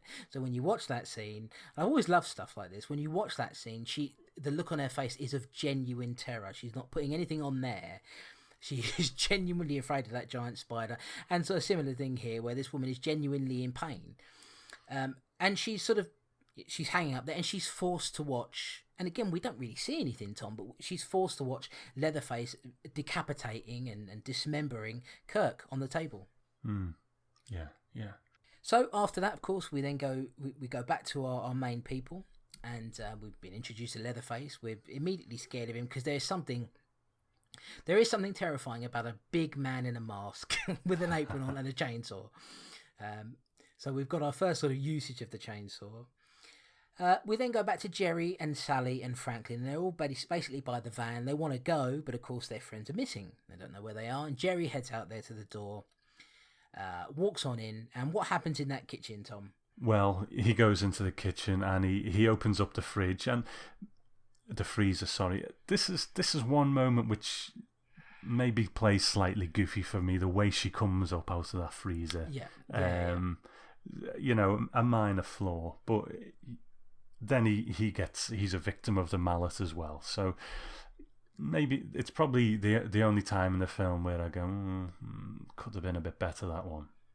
You see, you say that. I mean, I sort of kind of feel that way now, but when I was a kid, the way that she came out and the look in her eyes, it scared the fuck out of me. I genuinely didn't expect that. You know, I thought she was dead in there. And when she came, you know, perhaps I was just oversensitive teenager, but it really did get to me. And yeah, you know, Leatherface comes in, get out of my kitchen, boy, and smacks him in the head with the mallet. That mallet is a powerful fucking thing, isn't it? I mean, it's a big old metal thing, and you smack you in the head once and you're down for the count, mate. Yeah, so you have that. Then, of course, we go back to Sally and Franklin, who are the only ones left. That's right. It's night time now. And we sort of get, you know, some of the friction between them at this point, don't we? The fact that Franklin there's no doubt about it that he is quite irritating in a lot of ways. You know, he's holding the torch, the flashlight, I suppose you would say in America. He doesn't want to give it to her. She wants to go off and search for her friends. He doesn't want that. He wants to honk the horn of the van instead and hope that they come towards the sound of it. And they decide to venture off into the old woods there. And an interesting moment, basically, Franklin tells Sally to stop. You know, he's going a bit too fast or whatever. And Leatherface just comes out of nowhere. And for a film that's called The Texas Chainsaw Massacre, there is actually only one death in the movie that even happens that involves a chainsaw, and that's the death of Franklin. Nobody else is killed in the movie with a chainsaw. Yeah, and which in itself is still quite bloodless. Well, bloodless. There's no... You see it from behind. And I don't know whether that was a choice to make sure they didn't run foul of censors or whatever. I don't know. But the whole film is very bloodless anyway. I mean, you see a little bit of splatter, sort of falling on Leatherface, but that's it, really. Yeah. I mean, in a modern film, you would probably see just rivers and rivers of blood spraying up at him, but no, it is surprisingly, I guess we haven't sort of said it too much, but it is surprisingly bloodless movie. I mean, really, I would say the most blood you see is when the hitchhiker, jabs the knife into his hand. Yeah, and it's something that's been said many times by other people, but I'll say it again. You will speak to people sometimes, and they were, oh yeah, Texas Chainsaw Massacre, blood flying everywhere, chainsaws going through people. People build it up in their minds more than it actually is, the level of gore and violence in it. Yeah, absolutely. I did the same thing when I was younger, and the more I watched the movie, the more I realised, okay, no, this is actually fairly dry, but it's one of the great things about this movie is that it makes you feel that it's more violent, more gory than it actually is. In fact, it's sort of fairly, I would say that, and we sort of feel the same way about Halloween, John Carpenter's Halloween. There's really very little blood in it at all, but we remember it as being more violent than it actually is. And I think it's a sign of a great horror movie, and that you can do that. You can really make yourself mentally believe that it's worse than what it is. Yeah. So all we've got left at this point, Tom, is Sally. And now the film begins to rely on Marilyn Burns. And here's where we get into something that could be an interesting debate. I don't know. I think Marilyn Burns does a spectacular job as Sally. I think that she, perhaps better than anybody, was able to capture genuine fear, which doesn't happen that often in a horror movie, because you really feel that these are actors portraying a role. And of course, it's no different here, but there is something about her performance that I feel she's genuinely fearful for her life. That being said, her screaming is annoying as hell. I remember when I got a surround sound system for the very first time, and I put this movie on. I think Dark Sky, or perhaps it was Synapse, released a version of the film which was cleaned up at that point on DVD, and I ended up buying it. It was an American version that I imported, and I put that film on. I had to shut it off once Sally started screaming, because it sounded like my house had turned into a slaughterhouse. I mean, it was really... so I think it's a fantastic performance, but it is, there's a lot of shrilling of the ears going on, Tom. It is. It's... I think it's one of the elements, though, that really ramps up that insanity. Almost the movie starts to attack its audience in a way, in many ways, and it's just a kind of cacophony of different sounds, one of them being the screams, the other's laughter from, Leatherface. And when she screams, the way Leatherface screams, and, they all start mocking her with their screams, and it all builds up into this sort of cacophony of sounds that just do drive you a little bit mad. But I guess that's the dinner scene. But before that is one of my favourite bits of the movie, is when she goes to the gas station and she meets the cook again. We're calling the cook here. In the credits, he's credited as the old man. And, it's Jim Sidow. I'm not sure how you pronounce it. I think it's Sidow. Yeah. Is just masterful in this for me. Yeah. Earlier on, he's quite an amiable chap. He's a country guy. He's a bit rough around the edges, but he's a nice enough fella. And the way he just flicks that switch to insanity is absolutely brilliant. And you could just see it in his eyes, that toothy smile and stuff. He's brilliant. He's wonderfully creepy, I think. And like you say, just turns it on a dime, I mean, it just really is a pretty astonishing performance, really. Just totally madcap, insane. And I should say, even before we get to that point, the actual chase scene with Leatherface chasing Sally for what seems like ages I think it's pretty masterful as well, because there are several times where it's very clear that she's almost about to be caught by Leatherface, and she falls over a few times, and you really get the sense that this is just she is running for her life. Yeah. Well, sorry, there's an interesting point there in the commentary. Gunnar Hansen was saying, well, he would have caught her quite easily. He had to slow down because he kept kind of nearly catching her, because she just couldn't run as fast as him. Which you can't blame her, because first of all, not only could she just not run as fast as him, it's hot as hell. Yeah. And she's been working these long days. She's probably emotionally exhausted. I mean, let's face it, like you were saying, her screaming definitely adds to it, and I can't fault it, even though I do. If you listen to it on a surround sound set, I mean, it is. It's a horrifying experience. If any of your neighbours hear you, they're going to think that you're murdering people in there. But it must be emotionally exhausting to scream that long. She must have screamed herself hoarse throughout this entire movie. She just is. I would say for the last sort of 20 minutes or so, she's just screaming and screaming and screaming, and it's almost Toby Hooper saying, "Can you take this? Yeah. Can you handle it?" But going back to what you were saying, yeah, she sort of meets this guy, the cook, and you're thinking, it's the first time you watched it, you're thinking, oh, salvation at last. Even though I remember wondering as a teenager, but this is just some old bloke. I mean, how is he going to handle Leatherface? When Leatherface comes in, he's going to be dispatched pretty quickly. But in actual fact, he's part of the cannibal family. So we have the hitchhiker, we have Leatherface, and we have him, and we have Grandpa. And what an interesting character Grandpa is. He's this old sort of crusty dude. Not explained in this movie at all why he is the way he is, what's happened to him at all. No. The dinner scene is, I mean, it's just, at this part of the movie, the last 20 minutes, it's intense, isn't it? It is, and it's fabulous again. They're sitting around the table, Jim Sedow with that cheeky little smile, and he's saying things like, I've just got no stomach for killing anymore, and that sort of thing. But then that little cheeky grin comes up again when they're all getting excited and stuff. It's masterfully done. And I mean, if you delve into the behind the scenes stuff of this movie, by all accounts, it's quite a hellish shoot, and I think that's what really probably makes it lightning in a bottle.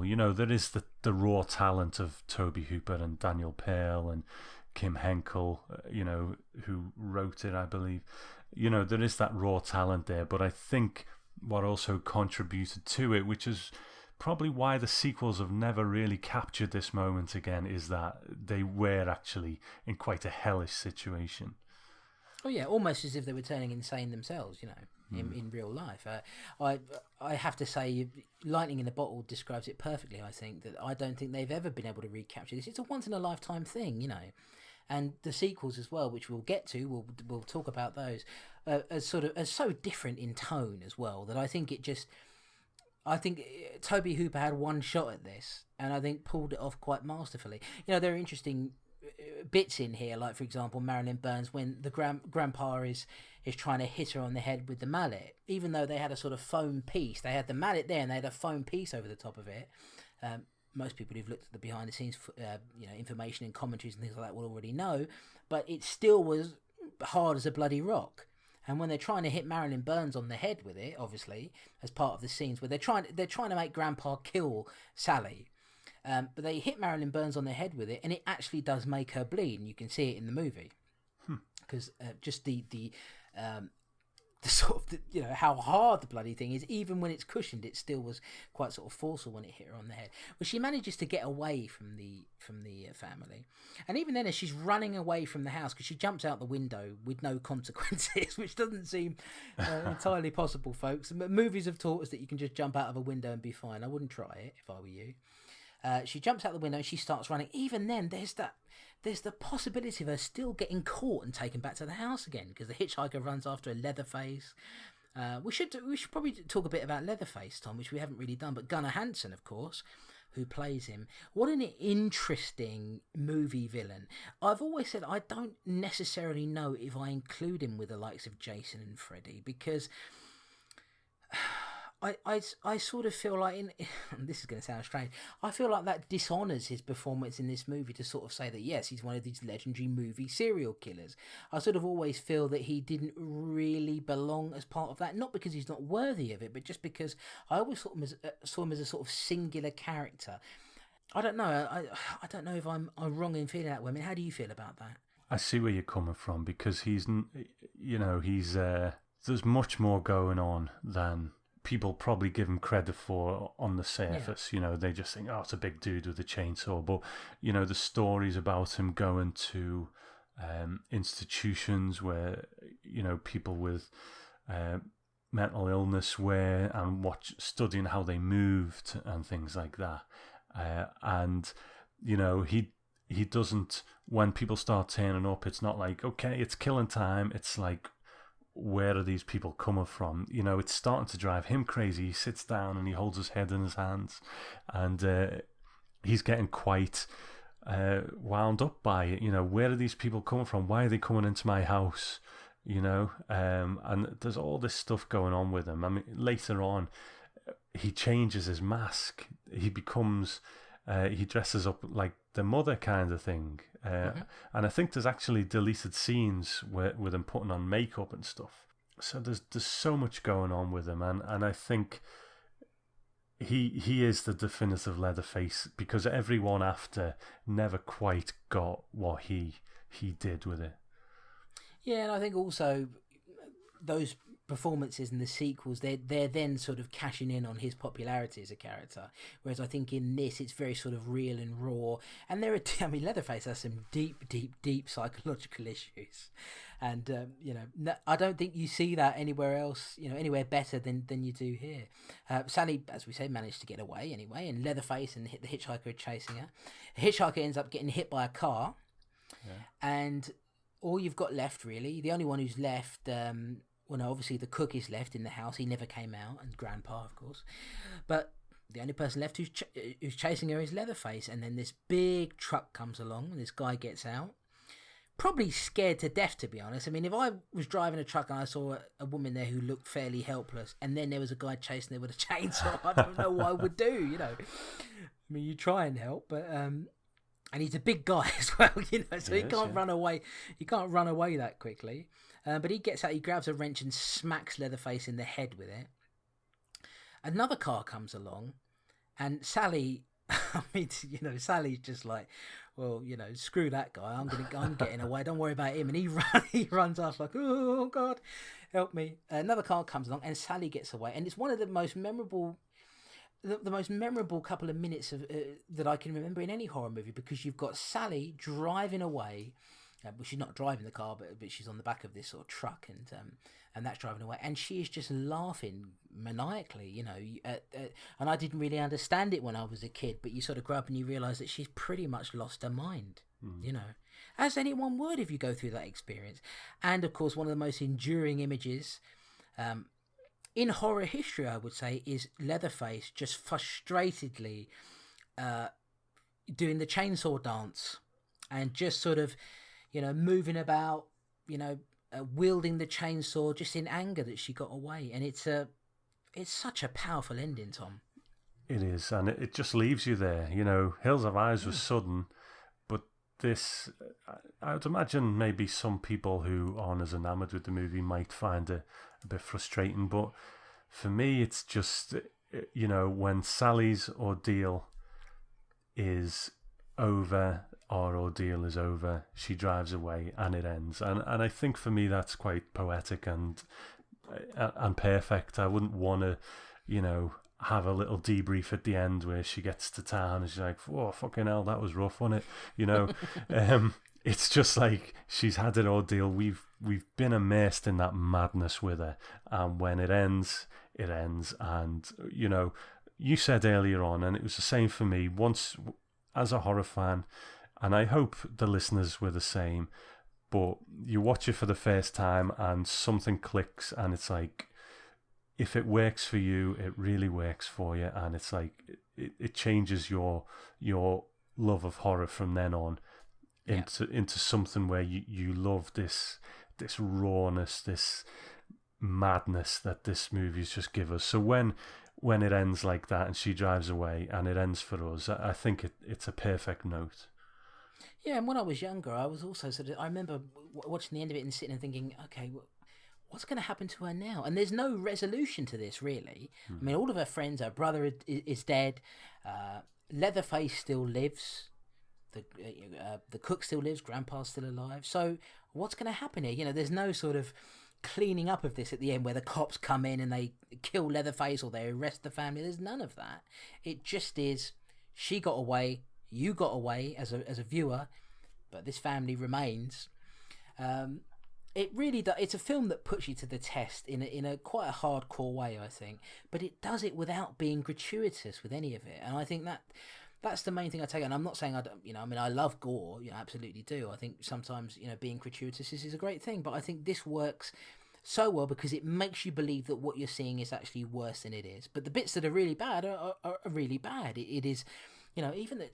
It still is a mental workout, when Sally's going through that last 20 minutes there, it still kind of exhausts me in a way because I just want her to get out of that situation, and it's it seems fairly hopeless at that point. It is, what can we say, Tom? It's one of the best horror movies ever made, and it's in my top 5. Is it your favourite horror movie, Tom? No, but it's up there. It's up there. Yeah. Yeah, same for me. I mean, it is, I put it up there with Halloween, Dawn of the Dead, Evil Dead. It just is, it's a masterwork. And I think Tobe Hooper, not having great elements to work with, not having, great film stock to work with or cameras, not a lot of money, and managed to make something that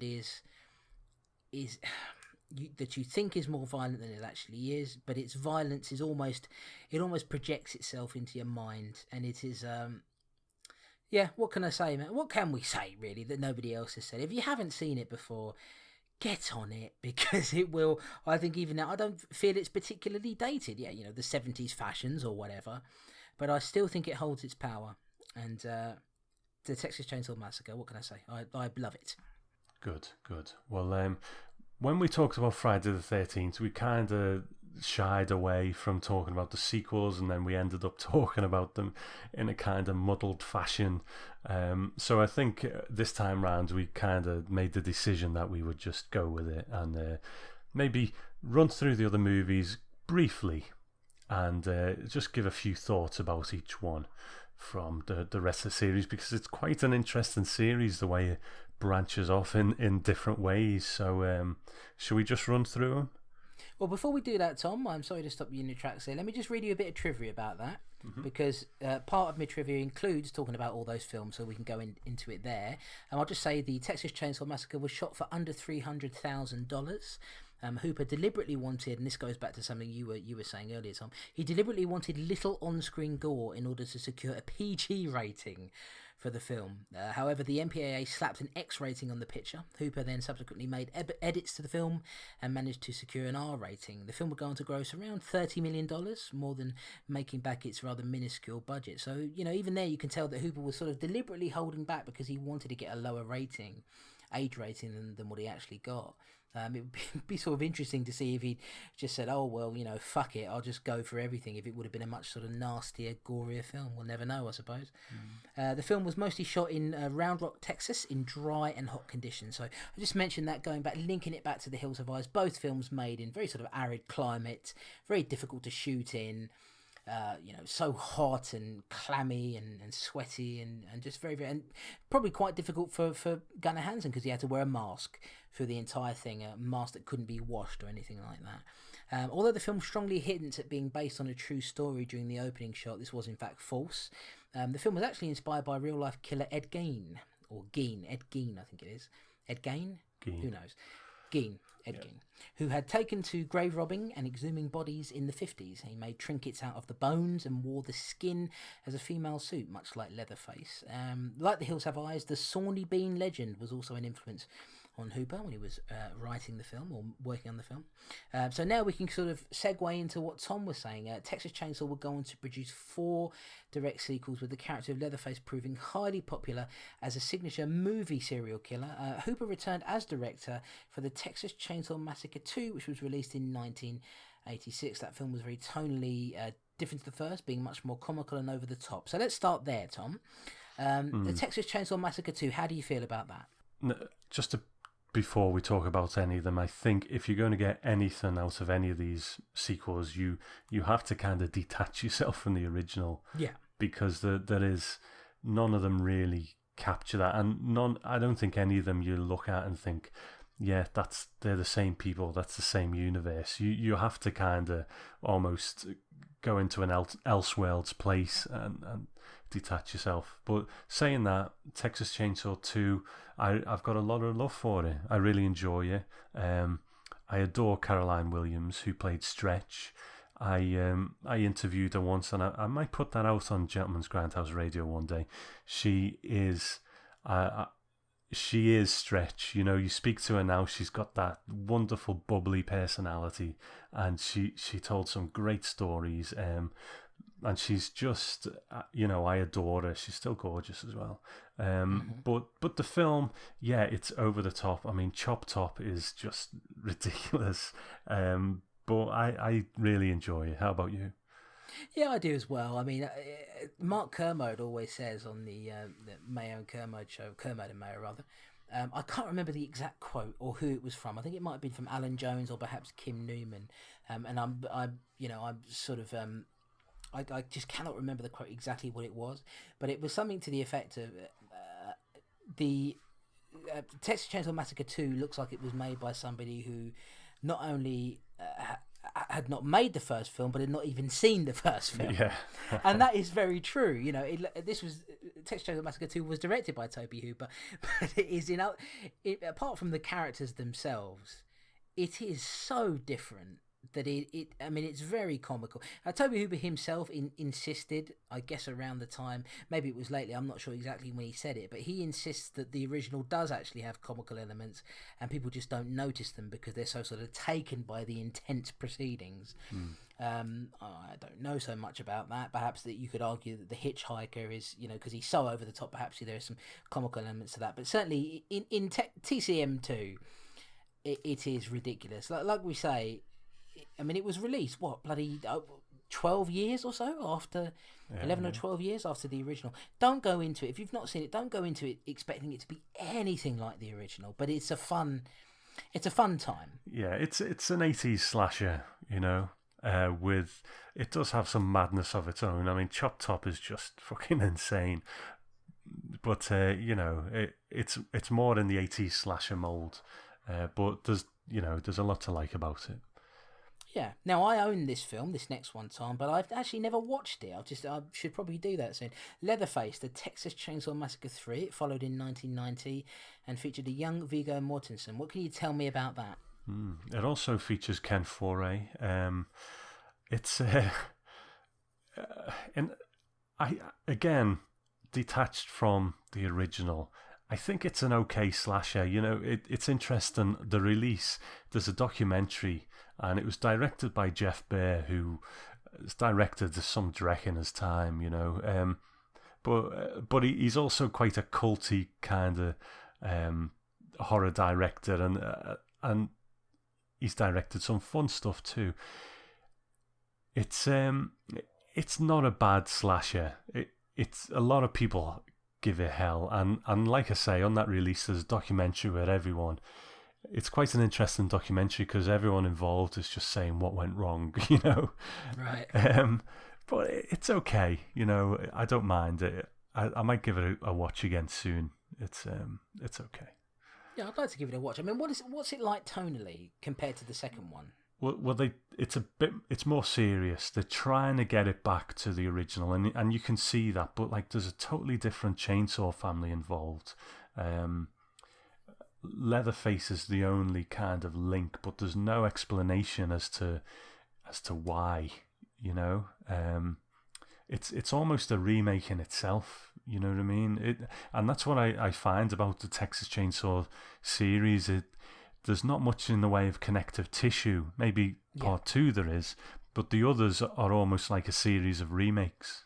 Yeah, which is a bad idea, I would say, if you're trying to sort of remake the best. Now, you say that they try to get it back to being more of a serious thing with Leatherface Part 3.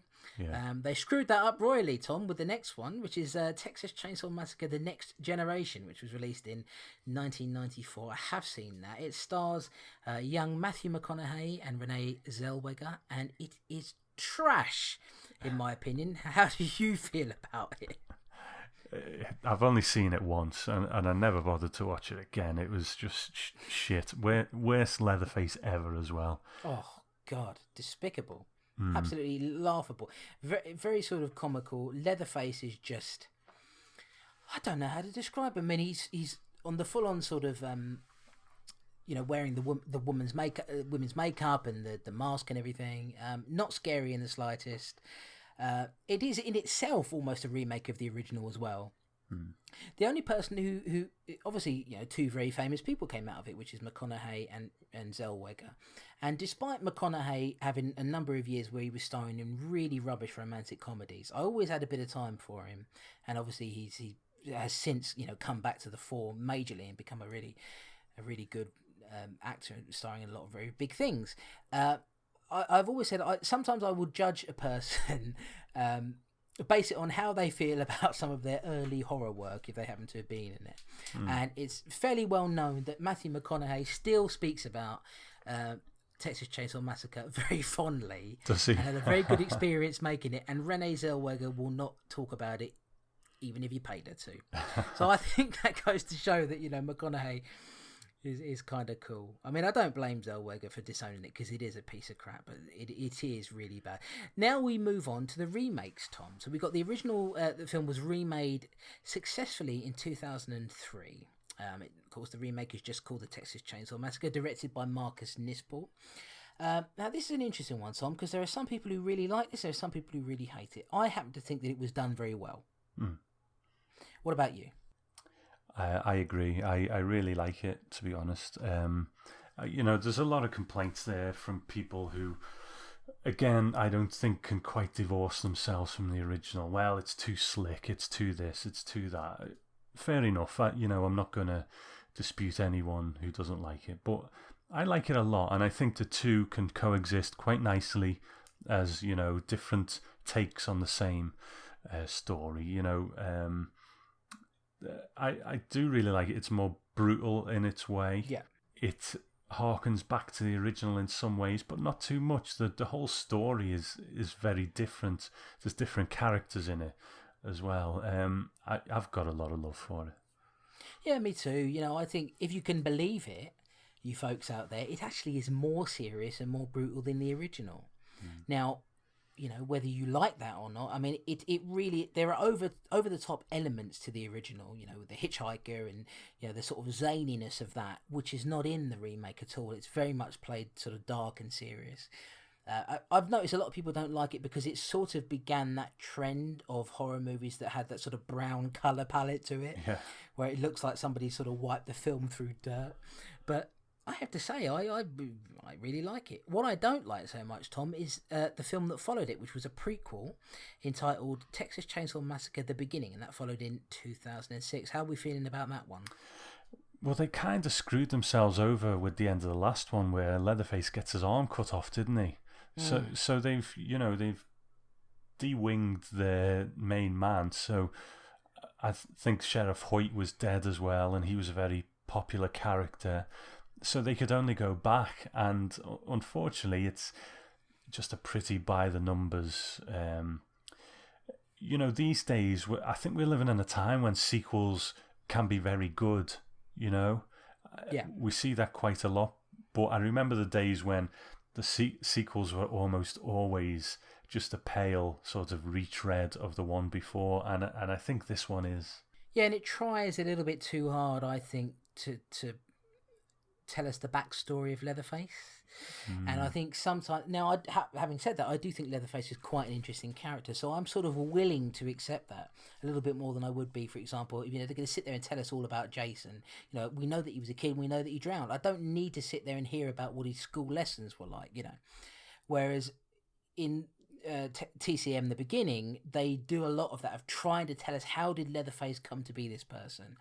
I think that's a flaw with it. So not so keen on that. The remake, good. So we come to the final and most recent film in the series. I say final, I mean, I would imagine that Texas Chainsaw is a franchise that will continue to live on. I don't think that they're nearly done with it. But the most recent film in the series is 2013's Texas Chainsaw. Was also known as Texas Chainsaw 3D. It was billed as a direct sequel to Hooper's original film. Now, I haven't seen this one. I actually see it on Netflix all the time, and I just can't be bothered, to be honest. I probably should watch it at some point, but you have seen this one, Tom. Now, I've heard that the build as a direct sequel to Hooper's original film is a bit bollocks. Tell me about this one, Tom.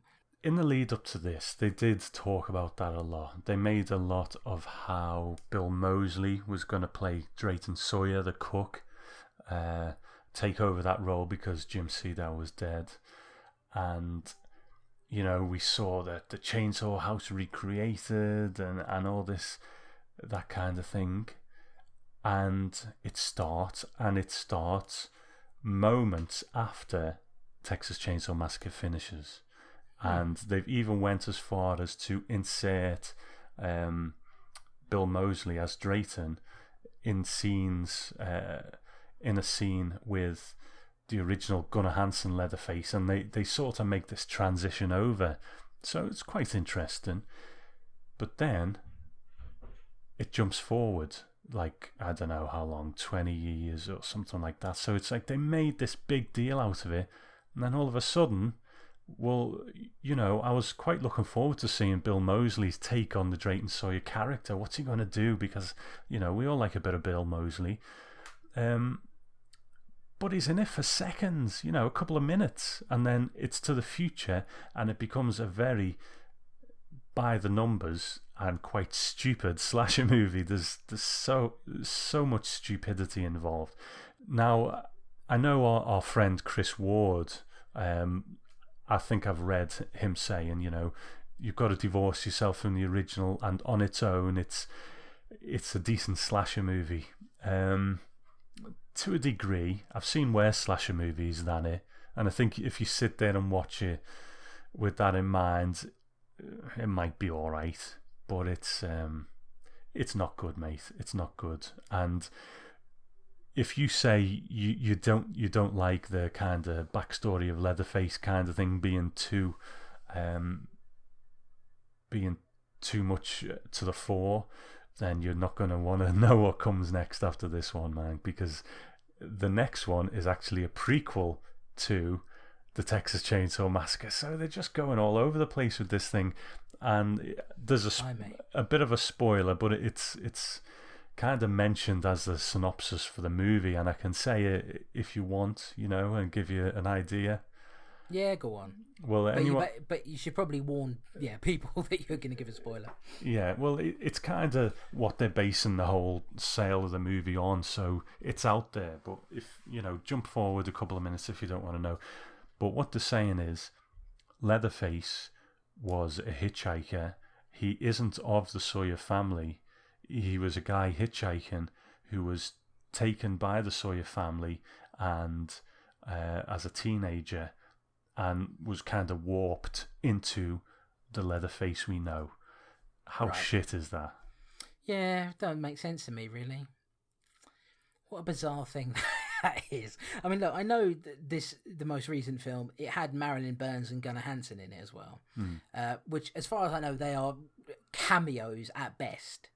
Well, Marilyn Burns, yeah, they are cameos. Gunnar Hansen's very quick. Marilyn Burns is sort of pivotal to the whole thing, but you should watch it just so you know.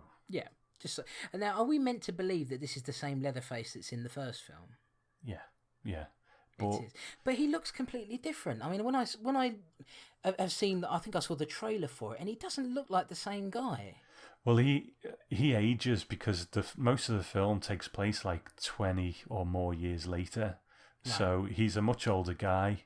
But I guess as he got older, he got smarter as well, because there's not really any of that kind of, you know, that mental, you know, the disability that Leatherface has.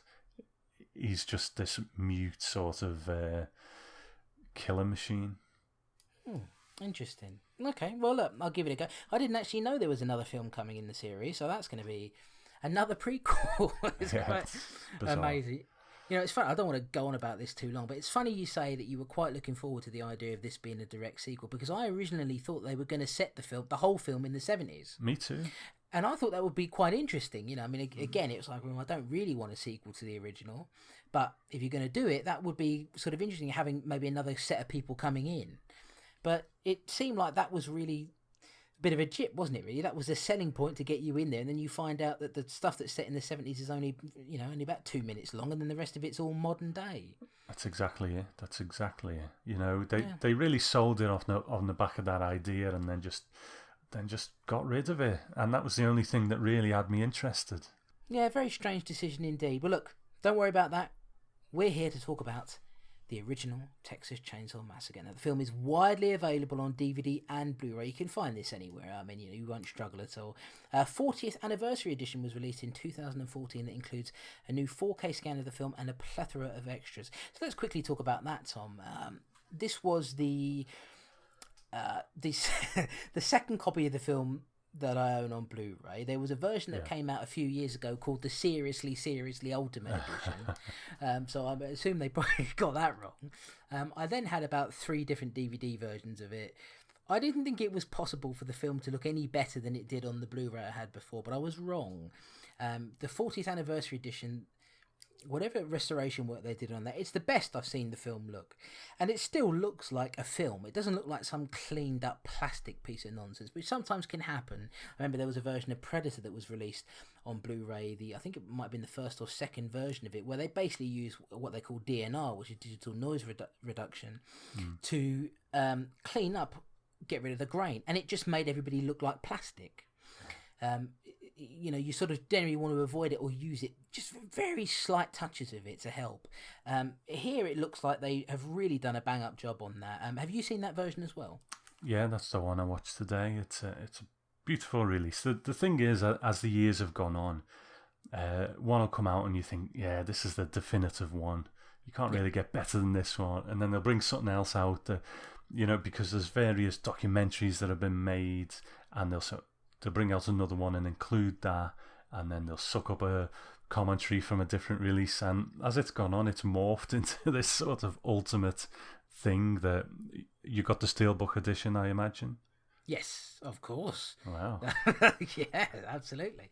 Didn't you get it as well? Because I remember telling you about it, and you were going to go for it. I did, absolutely. It's nice. That's the one, and it is pretty comprehensive and definitive. There's like 4 commentaries on it and everything. Oh, nice. Crazy. I mean, I only watched it today, so I didn't get a chance to look at the extras, but I'm definitely gonna do it. You know, it's funny, there are certain films where this happens all the time. We get a new version, you know, every 5 or 6 years. Evil Dead, it happens a lot. You know, you get it with not so much with Dawn of the Dead maybe, but certainly you know, film like this.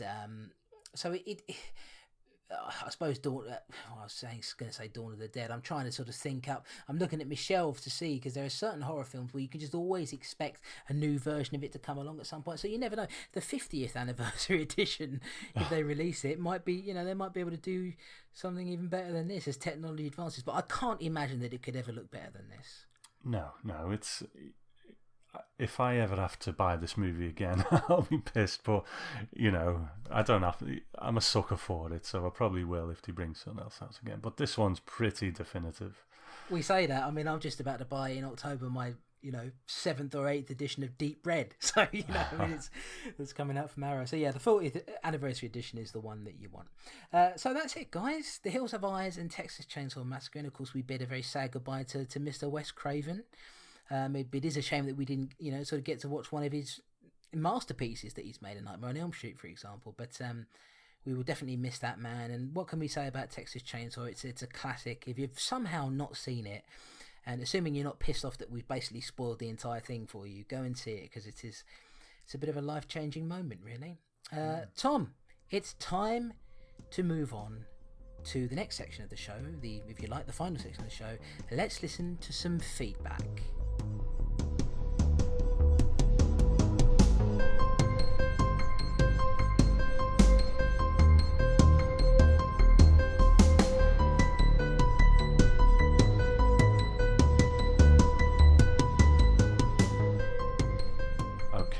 wouldn't be the Strange and Deadly show without our old friend Chris Ward with a little bit of audio feedback.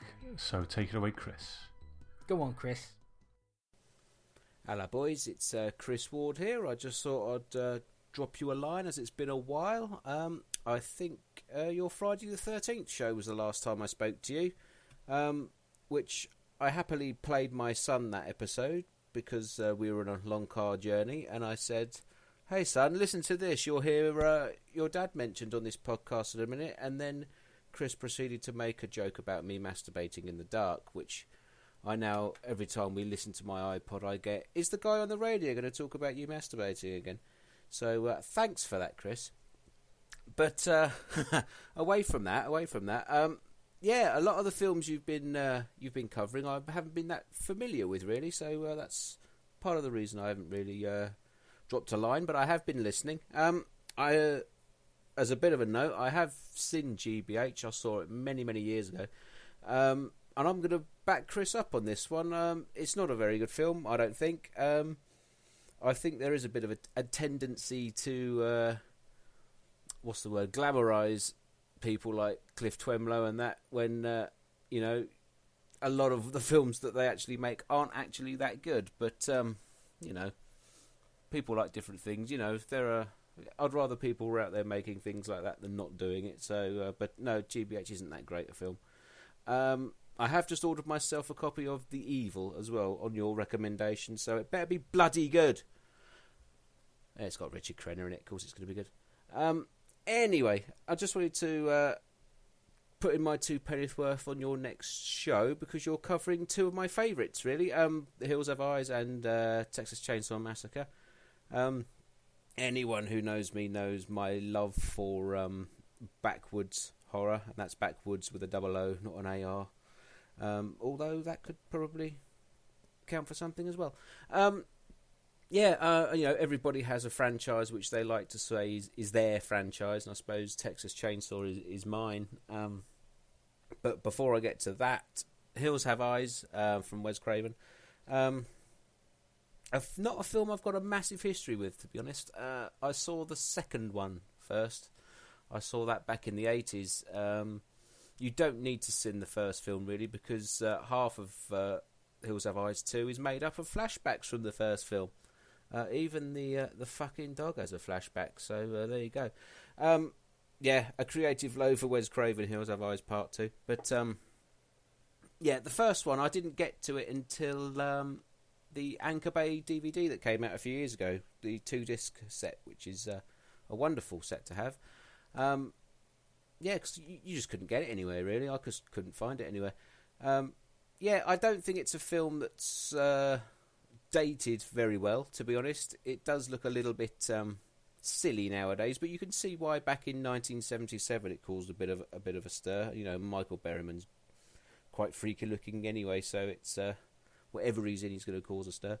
But I do think The Hills Have Eyes is a film that is actually, the remake is better than the original. I love the remake that came out in 2005, 2006. I think it's a much better film. I'd rather watch that than the original if I'm in the mood. But I still like the original. It does have a nice late 70s charm about it. But it's not one that I've gone back to that often, purely because I've got the remake and I just prefer it. I think it's a much stronger film. As a side note, I don't know if you'll be aware of this, but you got Hills Have Eyes, you got the bloody awful Hills Have Eyes 2. There's also a third film called Mind Ripper, which was made in the 90s. It stars Lance Henriksen. It was supposed to be Hills Have Eyes Part 3, and Wes Craven's son Jonathan was heavily involved in it, but I think possibly due to the negative reaction of Part 2, they changed the title. But it's actually quite a decent little horror film, actually. It's quite it's one that goes under the radar quite a bit. And, there's a lot of ideas in there that I think they used in the sequel to the remake. There's a lot of sort of mutants with powers type things, but it doesn't quite go into full X-Men territory. But it's certainly worth checking out. One of those little oddities. You can get it on DVD fairly cheaply on one of those market sites that sounds a bit like a river in South America. So Hills Have Eyes. Yep, watch it. It's great fun. But I prefer the remake. And then Texas Chainsaw Massacre. It's the daddy of them all, isn't it? Really. I can't say anything that hasn't been said about it before. You know, it's still wheels of power. It was one of those films that I first saw, you know, on a dodgy VHS tape that was passed around the playground back in the 80s. Instantly went and bought it when it came out in the late 90s on video, and absolutely loved everything to do with it. You know, I'm a complete apologist for the whole franchise, really. Even the bloody awful Texas Chainsaw Next Generation, which is bloody awful, but worth watching for Matthew McConaughey's performance. If you like Killer Joe, then watch Texas Chainsaw Next Generation to see where he got cut his chops and that sort of thing. But another film that's had a remake, obviously. I do love the remake of Texas Chainsaw Massacre. I'm not going to say it's a better film than the original, because it isn't. But I do view it on its own merit, and I think it's a fantastic, modern, gory horror film where people get hacked up with a chainsaw, which is really what I want. So I'm quite happy with that. But yeah, the original, you know, it recently came out in that 40th anniversary set from Second Sight Films, which is lovely. Don't know if I should say this or not, but bit of a tip: go on a certain online auction site. You can actually get the Australian version of the 40th anniversary set for about a third of the price. It is a single disc set as opposed to the 2-disc UK set, but it's still got all the same extras on it, and I can't see any dip in quality. So it's fantastic. Get the 40th anniversary edition. Even if you've got it on an old edition, get the new edition, because it looks absolutely fucking stunning. And I can't say any more than that, really. Keep up the good work, guys. I'm looking forward to hearing your thoughts on the Hellraiser box set when it comes out, because, as Chris knows, I've pre-ordered my copy already. I'm also looking forward to your Werewolf Woman show when you get round to that one, because I don't know if you've seen it already, but it's a film I absolutely adore. For all the wrong reasons, but I adore it anyway, and I'm sure at least one of you will. I'm not going to say which one until you cover it. So yes, keep up good work, chaps. No more masturbating jokes in front of my son, please, Chris, or I will have to punch you very hard in the face. No, I wouldn't. I wouldn't do that. Of course, I wouldn't do that. I'd make Tom do it. Okay, cheers then. Bye. So there we go. Thanks for that, Chris. Good to hear your voice on the podcast again, mate. Always appreciated. And, you know, I think he's generally in tune with us there. He likes Texas Chainsaw remake as well. Thinks Hills Have Eyes remake is better than the original, and so on. So, yeah, I think he's quite in tune with us on this one. Yeah, I mean, I agree with him on The Hills Have Eyes. I think he likes Texas Chainsaw more than us. The latest one I'm talking about, obviously not the original. So that's, you know, interesting. Again, I haven't seen it, so I can't judge it. But yeah, nice to hear from you, Chris. Nice to know that you're sort of in tune with us. This was an episode that we were sort of building up to, really, and we've been watching a lot of obscure stuff lately on some of the more recent episodes. It's been nice to come back to some stuff that's a bit better known, and nice to know that you're with us on that. And yeah, so thanks, Chris. Yeah, thank you. And I think we got a bit of feedback from a new feedbacker, Andrew Smith. Yeah, I think so. Andrew Smith. He says he's wrote an email to us. He says, "Hi guys, have been listening to you guys only in the last couple of months via the Video Nasties podcast. That's Chris Brown's podcast.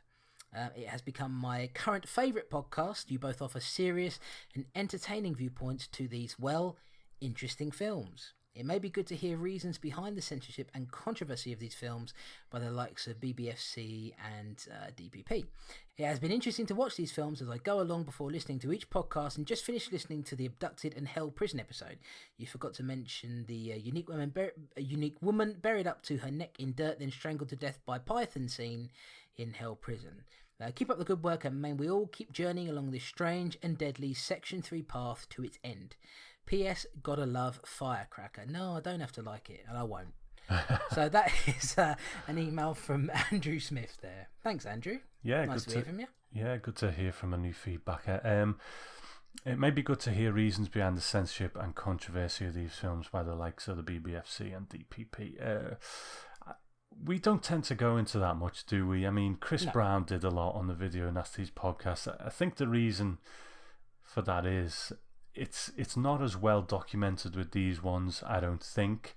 And if it is, we haven't really got the time to look at it. So I think for us, this was always just probably a more surface thing. I mean, you do a bit of research on them. I do bugger all.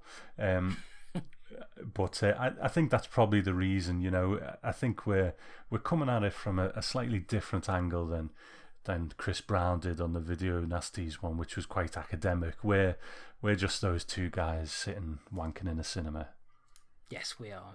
That's a good callback, Tom. Back to the. I think that was the first episode where I came up with that. Regretted it ever since. But it is.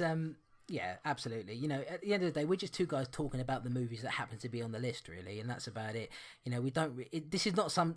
You know, it's not a podcast where we're going to talk about the history of the Video Nasties. For that, you've got, you know, Chris Brown's podcast and his book, and also there's so much information out there about the BBFC and the Video Nasties that I think you're sort of well catered for there. So no, we're more just about talking about the films, really. But yeah. So now, Tom, we have audio from our friends Brandy and Dave Giacola. Why don't you tell me about them? And also, they've had a bit of a move recently, haven't they, Tom? Things are changing in their world. Yes, they have. They used to do a show called The Inside Out Cast, which was over on Geek Planet Online, where I used to podcast many moons ago. You know, some great stuff on that site. I still enjoy a lot of their content.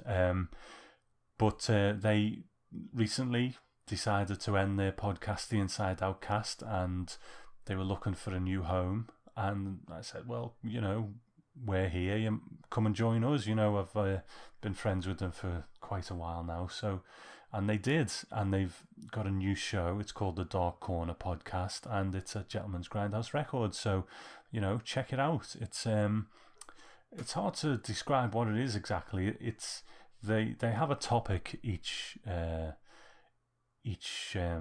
episode that they will talk about, and it's generally pop culture related, but it's also very much a kind of slice of their life as well, their life as these two goths living in Utah, and you know what they get up to in their day-to-day lives as well, which is you know, entertaining too. So it's the two kind of things melded together. So yeah, it's there on Gentleman's Grindhouse Records to check them out, and we're glad to have them.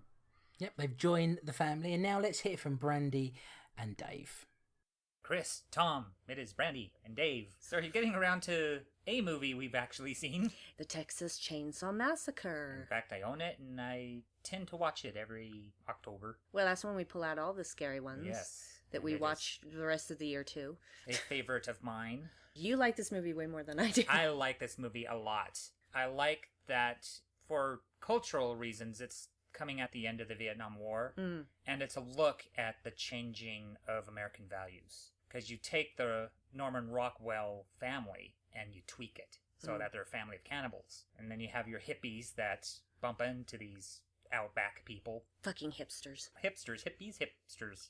Hipsters. Yeah, either way. It's the same. It's the same thing. They're what we call hipsters now is what they were then. They just called them hippies then. Yeah, just different values. Countercultural thing. I know the actor that played Franklin kind of regrets his choices. Why? But at least he commits, because he's so annoying. Okay. Though I like the boldness of having an annoying character in a wheelchair. Yes, and I agree with that, because you can have someone who is disabled who is also a total dick. And the fact that they portrayed that in a movie, you wouldn't see that today. No, so that was brave. Screaming gets on your nerves. First time I watched it, well, I can't say that I enjoyed it, but I liked it, and I thought it was interesting and all of those things.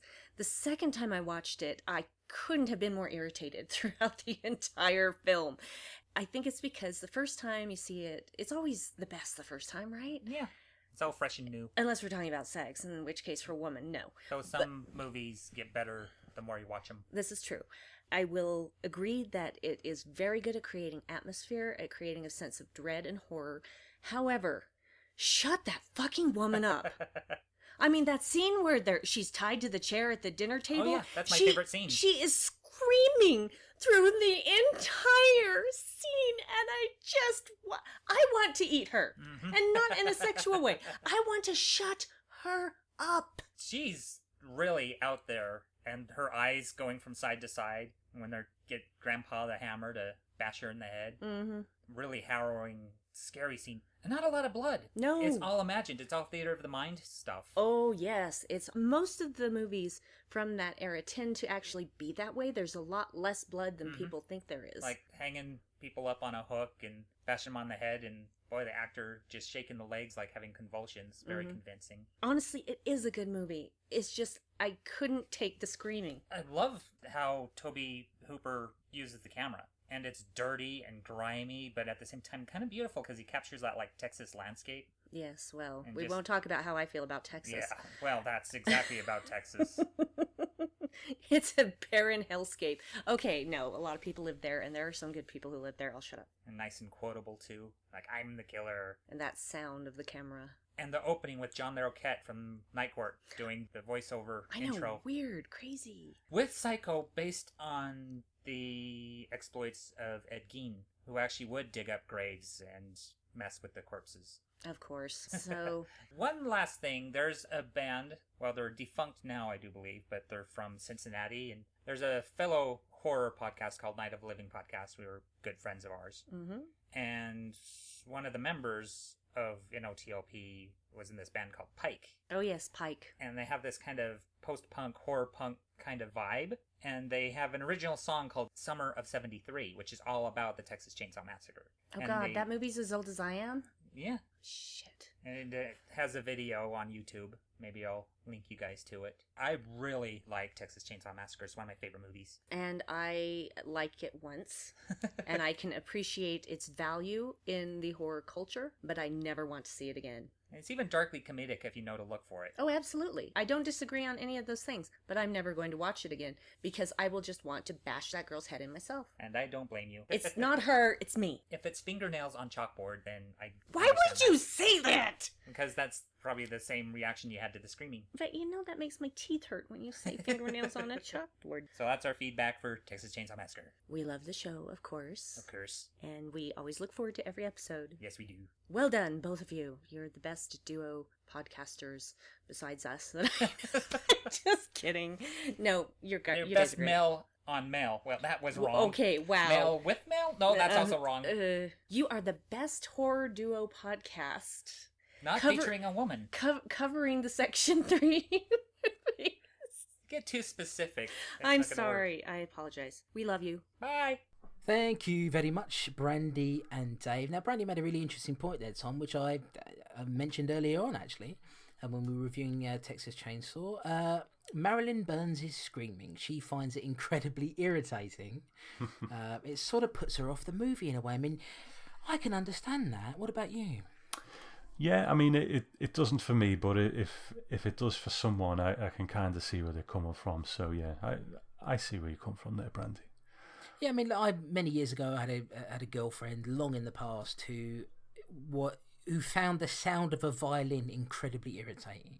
So, like, you know, when the Friday the 13th has that music, dun dun dun dun dun dun dun dun dun, dun, you know, and it's very sort of sharp violin playing, and it just totally grated with her, and I can understand that some things just grate with people. I mean, watching Texas Chainsaw again, it didn't bother me as much as it has in the past, but I can totally understand why that shrill screaming would just irritate her completely. And it's a shame because it's a great movie. You know, if it wasn't for that, I would imagine she'd be a bigger fan of it. But it just is.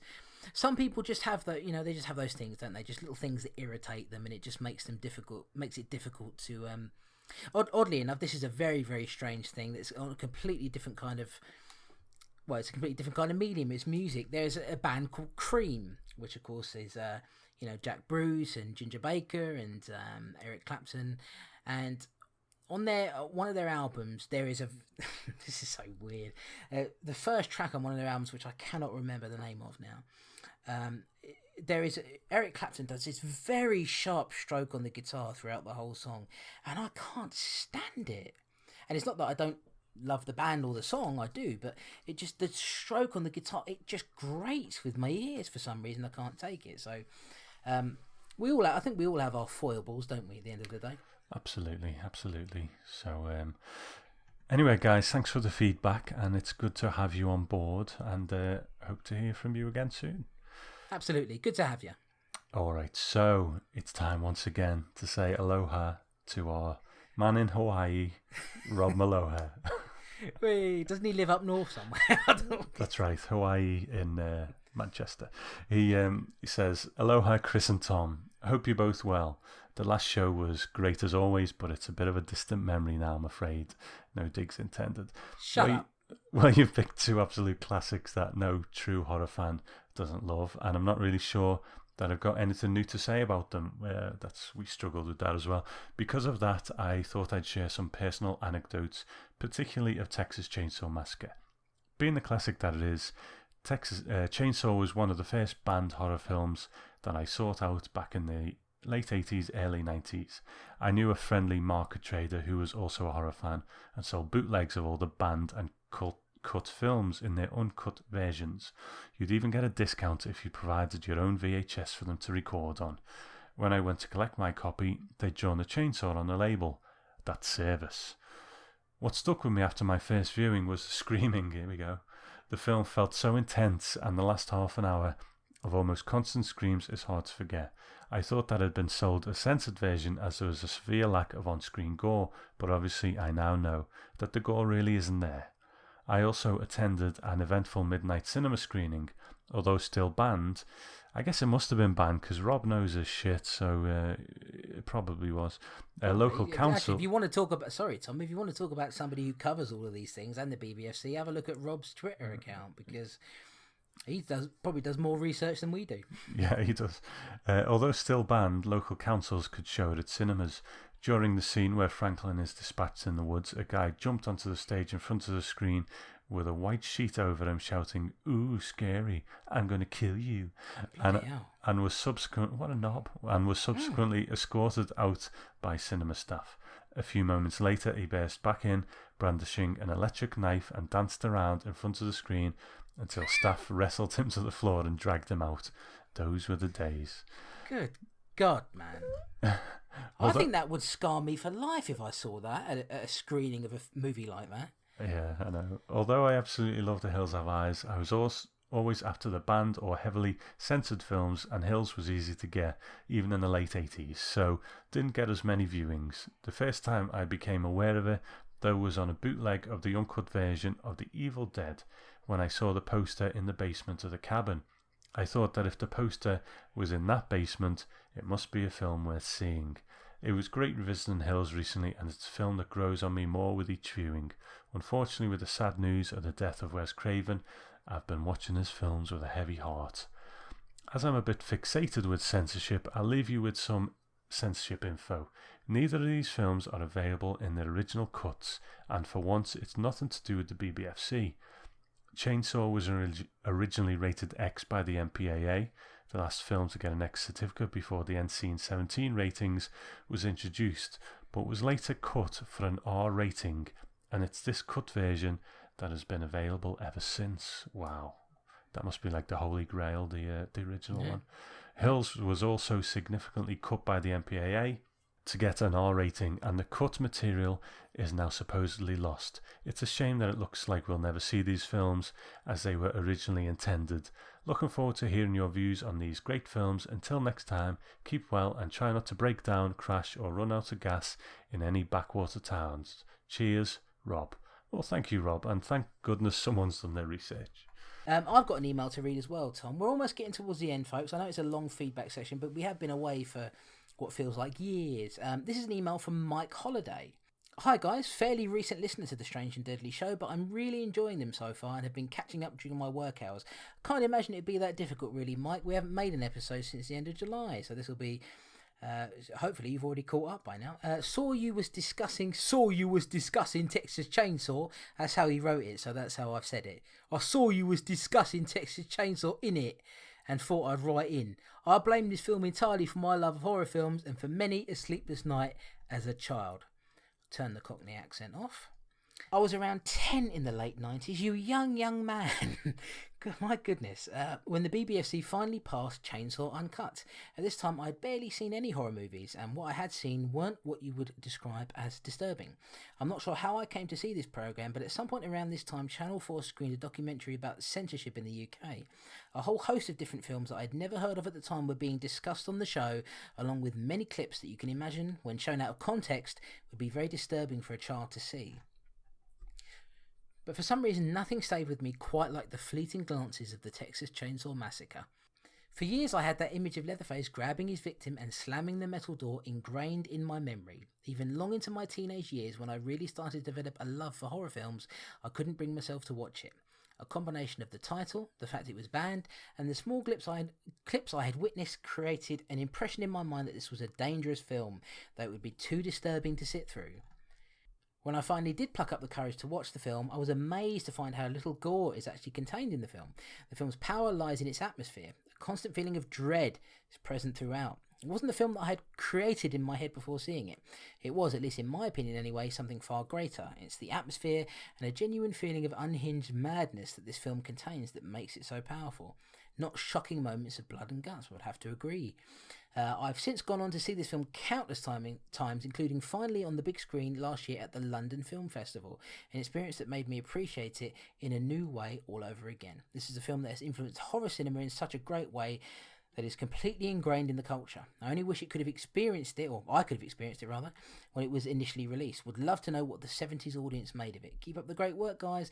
Loving the podcast. Mike Holiday, and you can follow him at on Twitter. You can follow him at Mike J Holiday. Well, thanks very much, Mike. It's really nice to hear from somebody new. You know, we hear from our loyal listeners, the ones that we always hear from, and that's brilliant too. But I do love it when we get a nice fresh person in that we can manipulate and torture to our own fiendish desires.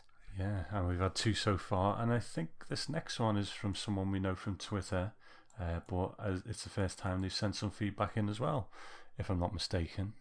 Mm-hmm, absolutely, but let me just say thank you very much, Mike, and please do continue to write it again. Can't disagree with anything you said, and I hope you enjoyed me Cockney accent at the beginning there. Right now, Tom, who's the next email from? It's from Smudge. You don't find many Smodges, do you? But yeah, it's from Smudge. He says, "Hey Chris and Tom, hope all is well. Before I get to my feedback on the 2 films, here's a little introduction about me.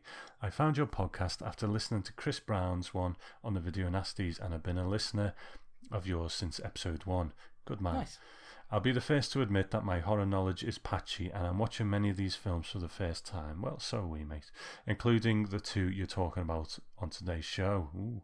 Hopefully my virgin eyes will offer a different insight about these films. Anyway, enough about me. Here's my feedback about the 2 films. Some of it is just trivial observations. Texas Chainsaw Massacre. The release of the film I watched was the 40th anniversary steelbook. Although this is the first time I watched TCM, I've seen the beginning up to the point where the hitchhiker cuts Frankie with the switchblade in the van on a late night viewing on Channel 4 or 5 in the early 2000s. I enjoyed the soundtrack. The radio playing in the background at the beginning gave it a certain I'm also there feeling. The blunt soundtrack during the kills and torture scenes really added to the atmosphere and feeling of dread. Sally screams at the end of the film, "Don't leave your conscience," very easily. I like how day turned to night and night turned to morning throughout the film. It gave the plot a good flow. Character-wise, I like Frankie. I'm glad that he wasn't made to look stupid just because he was in a wheelchair. That could have been used as a cheap plot device. Kirk's body twitching after Leatherface hit him with the hammer is also a great reaction. One random question at the end: what happened to the truck driver when Sally got away? Well, we can answer that, can't we, Tom? In as much as, and this is going to sound like a bit tossy of me, but we don't know. Because if the film doesn't show it, then we don't know either. At the end of the day, you know, all we can presume, I guess, is that he just ran away and that was it, you know, because nothing is ever shown of him after that, really. Am I right on that, Tom? I mean... Yeah, absolutely. I can't remember what they reference it in the latest one, because it happened straight after, but I don't know, you can tell us that when you watch it but soon. Do you know what, that would have been kind of cool if the hero of the newest film was the guy who ran away. Yeah, big fat trucking dude. This big guy, like maybe he just ran for so long that he lost all the weight as well. It just became like this. Yeah, anyway, go on. Okay, Hills Have Eyes. an odd coincidence. I watched this film in the same week as Wes Craven died on the birthday of Michael Berryman.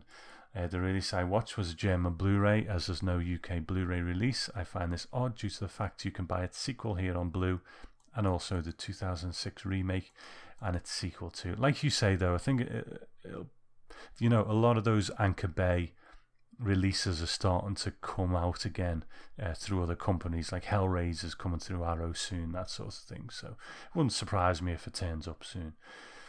My favourite section of the film was when the family was terrorised by the villains, starting with Fred's death, Bob's capture, and the threat levels got very intense, especially when Pluto and Mars break into the camper.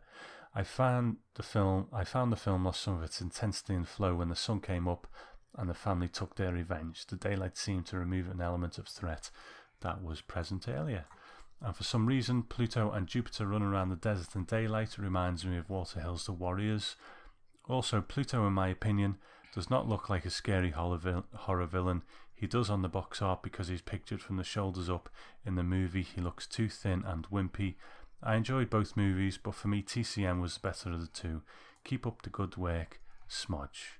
Well, I mean, Smodge is a stupid name, isn't it? But he's a very nice man, and always treats me very nice things. And he put together everything you just read, Tom. He put it together like a business presentation with bullet points, and I admire the effort. Thank you very much, Smodge. Some great points there.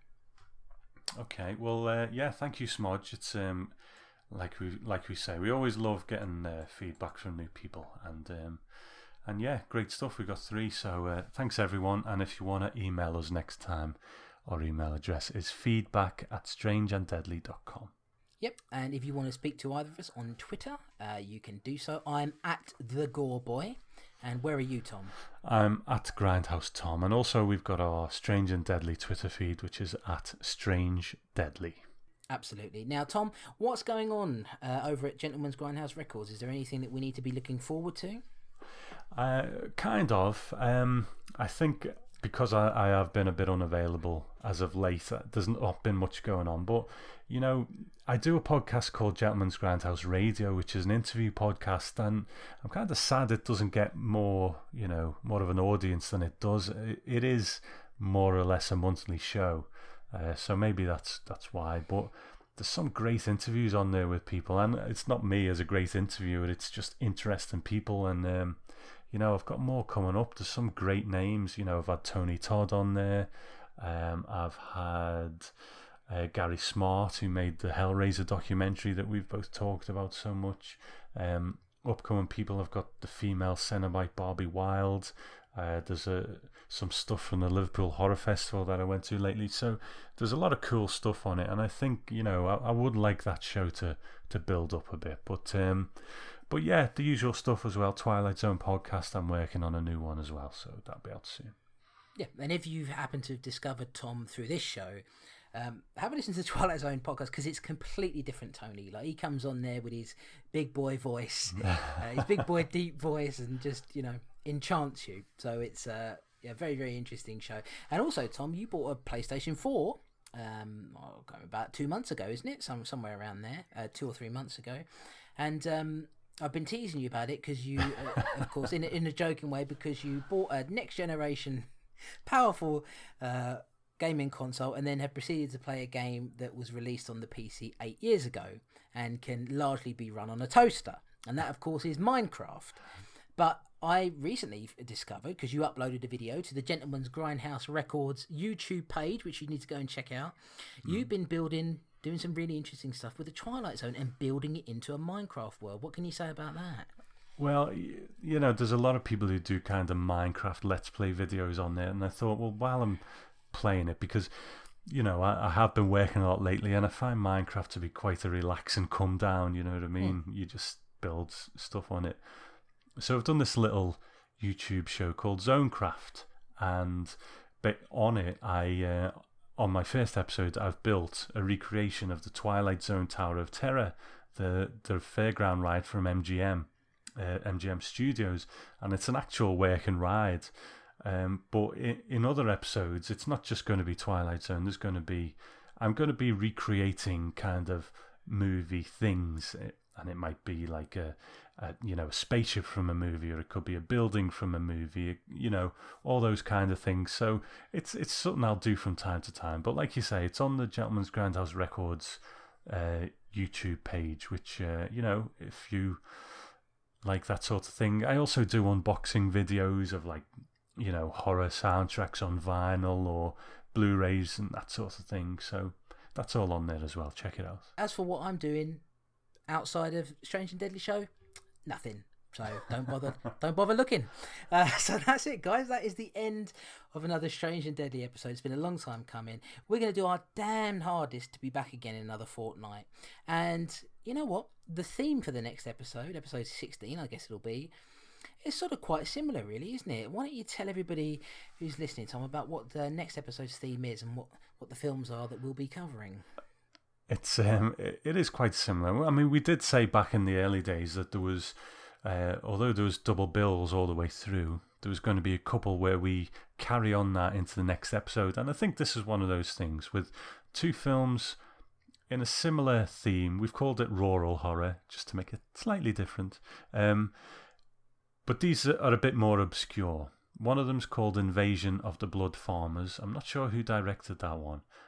But the other one is called Midnight, which I believe was John Russo, who co-wrote Night of the Living Dead, if I remember rightly. You can get that from Arrow Video. They brought it out on DVD in the maybe a couple of years ago now, but it's out there. Invasion of the Blood Farmers, you might have to look a bit harder for. So that's it, guys. Thank you very much for listening, and thanks for sticking with us and continuing to support us, even though we've had these sort of absences. But we're going to try our best to get things moving again. So thank you for listening once again, and we will see you hopefully in another fortnight with another episode of The Strange and Deadly Show. I've been Chris Clayton. And I'm Tom Elliott. And we will speak to you, or speak at you, soon. Bye. Bye.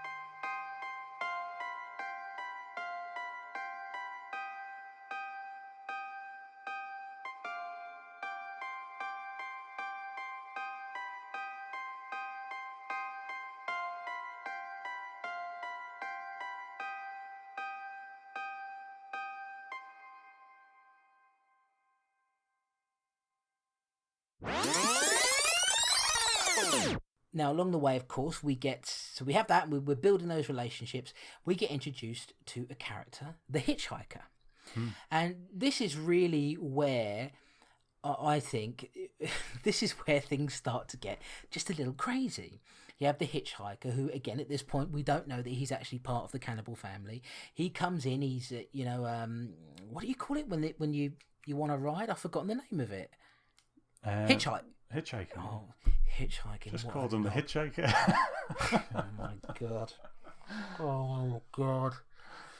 Oh. What's that thing the hitchhikers do? What's that thing? What does a hitchhiker do? I better start that again. Okay. I'm debating now whether I should put that in the episode. Everyone will think I'm a complete tit.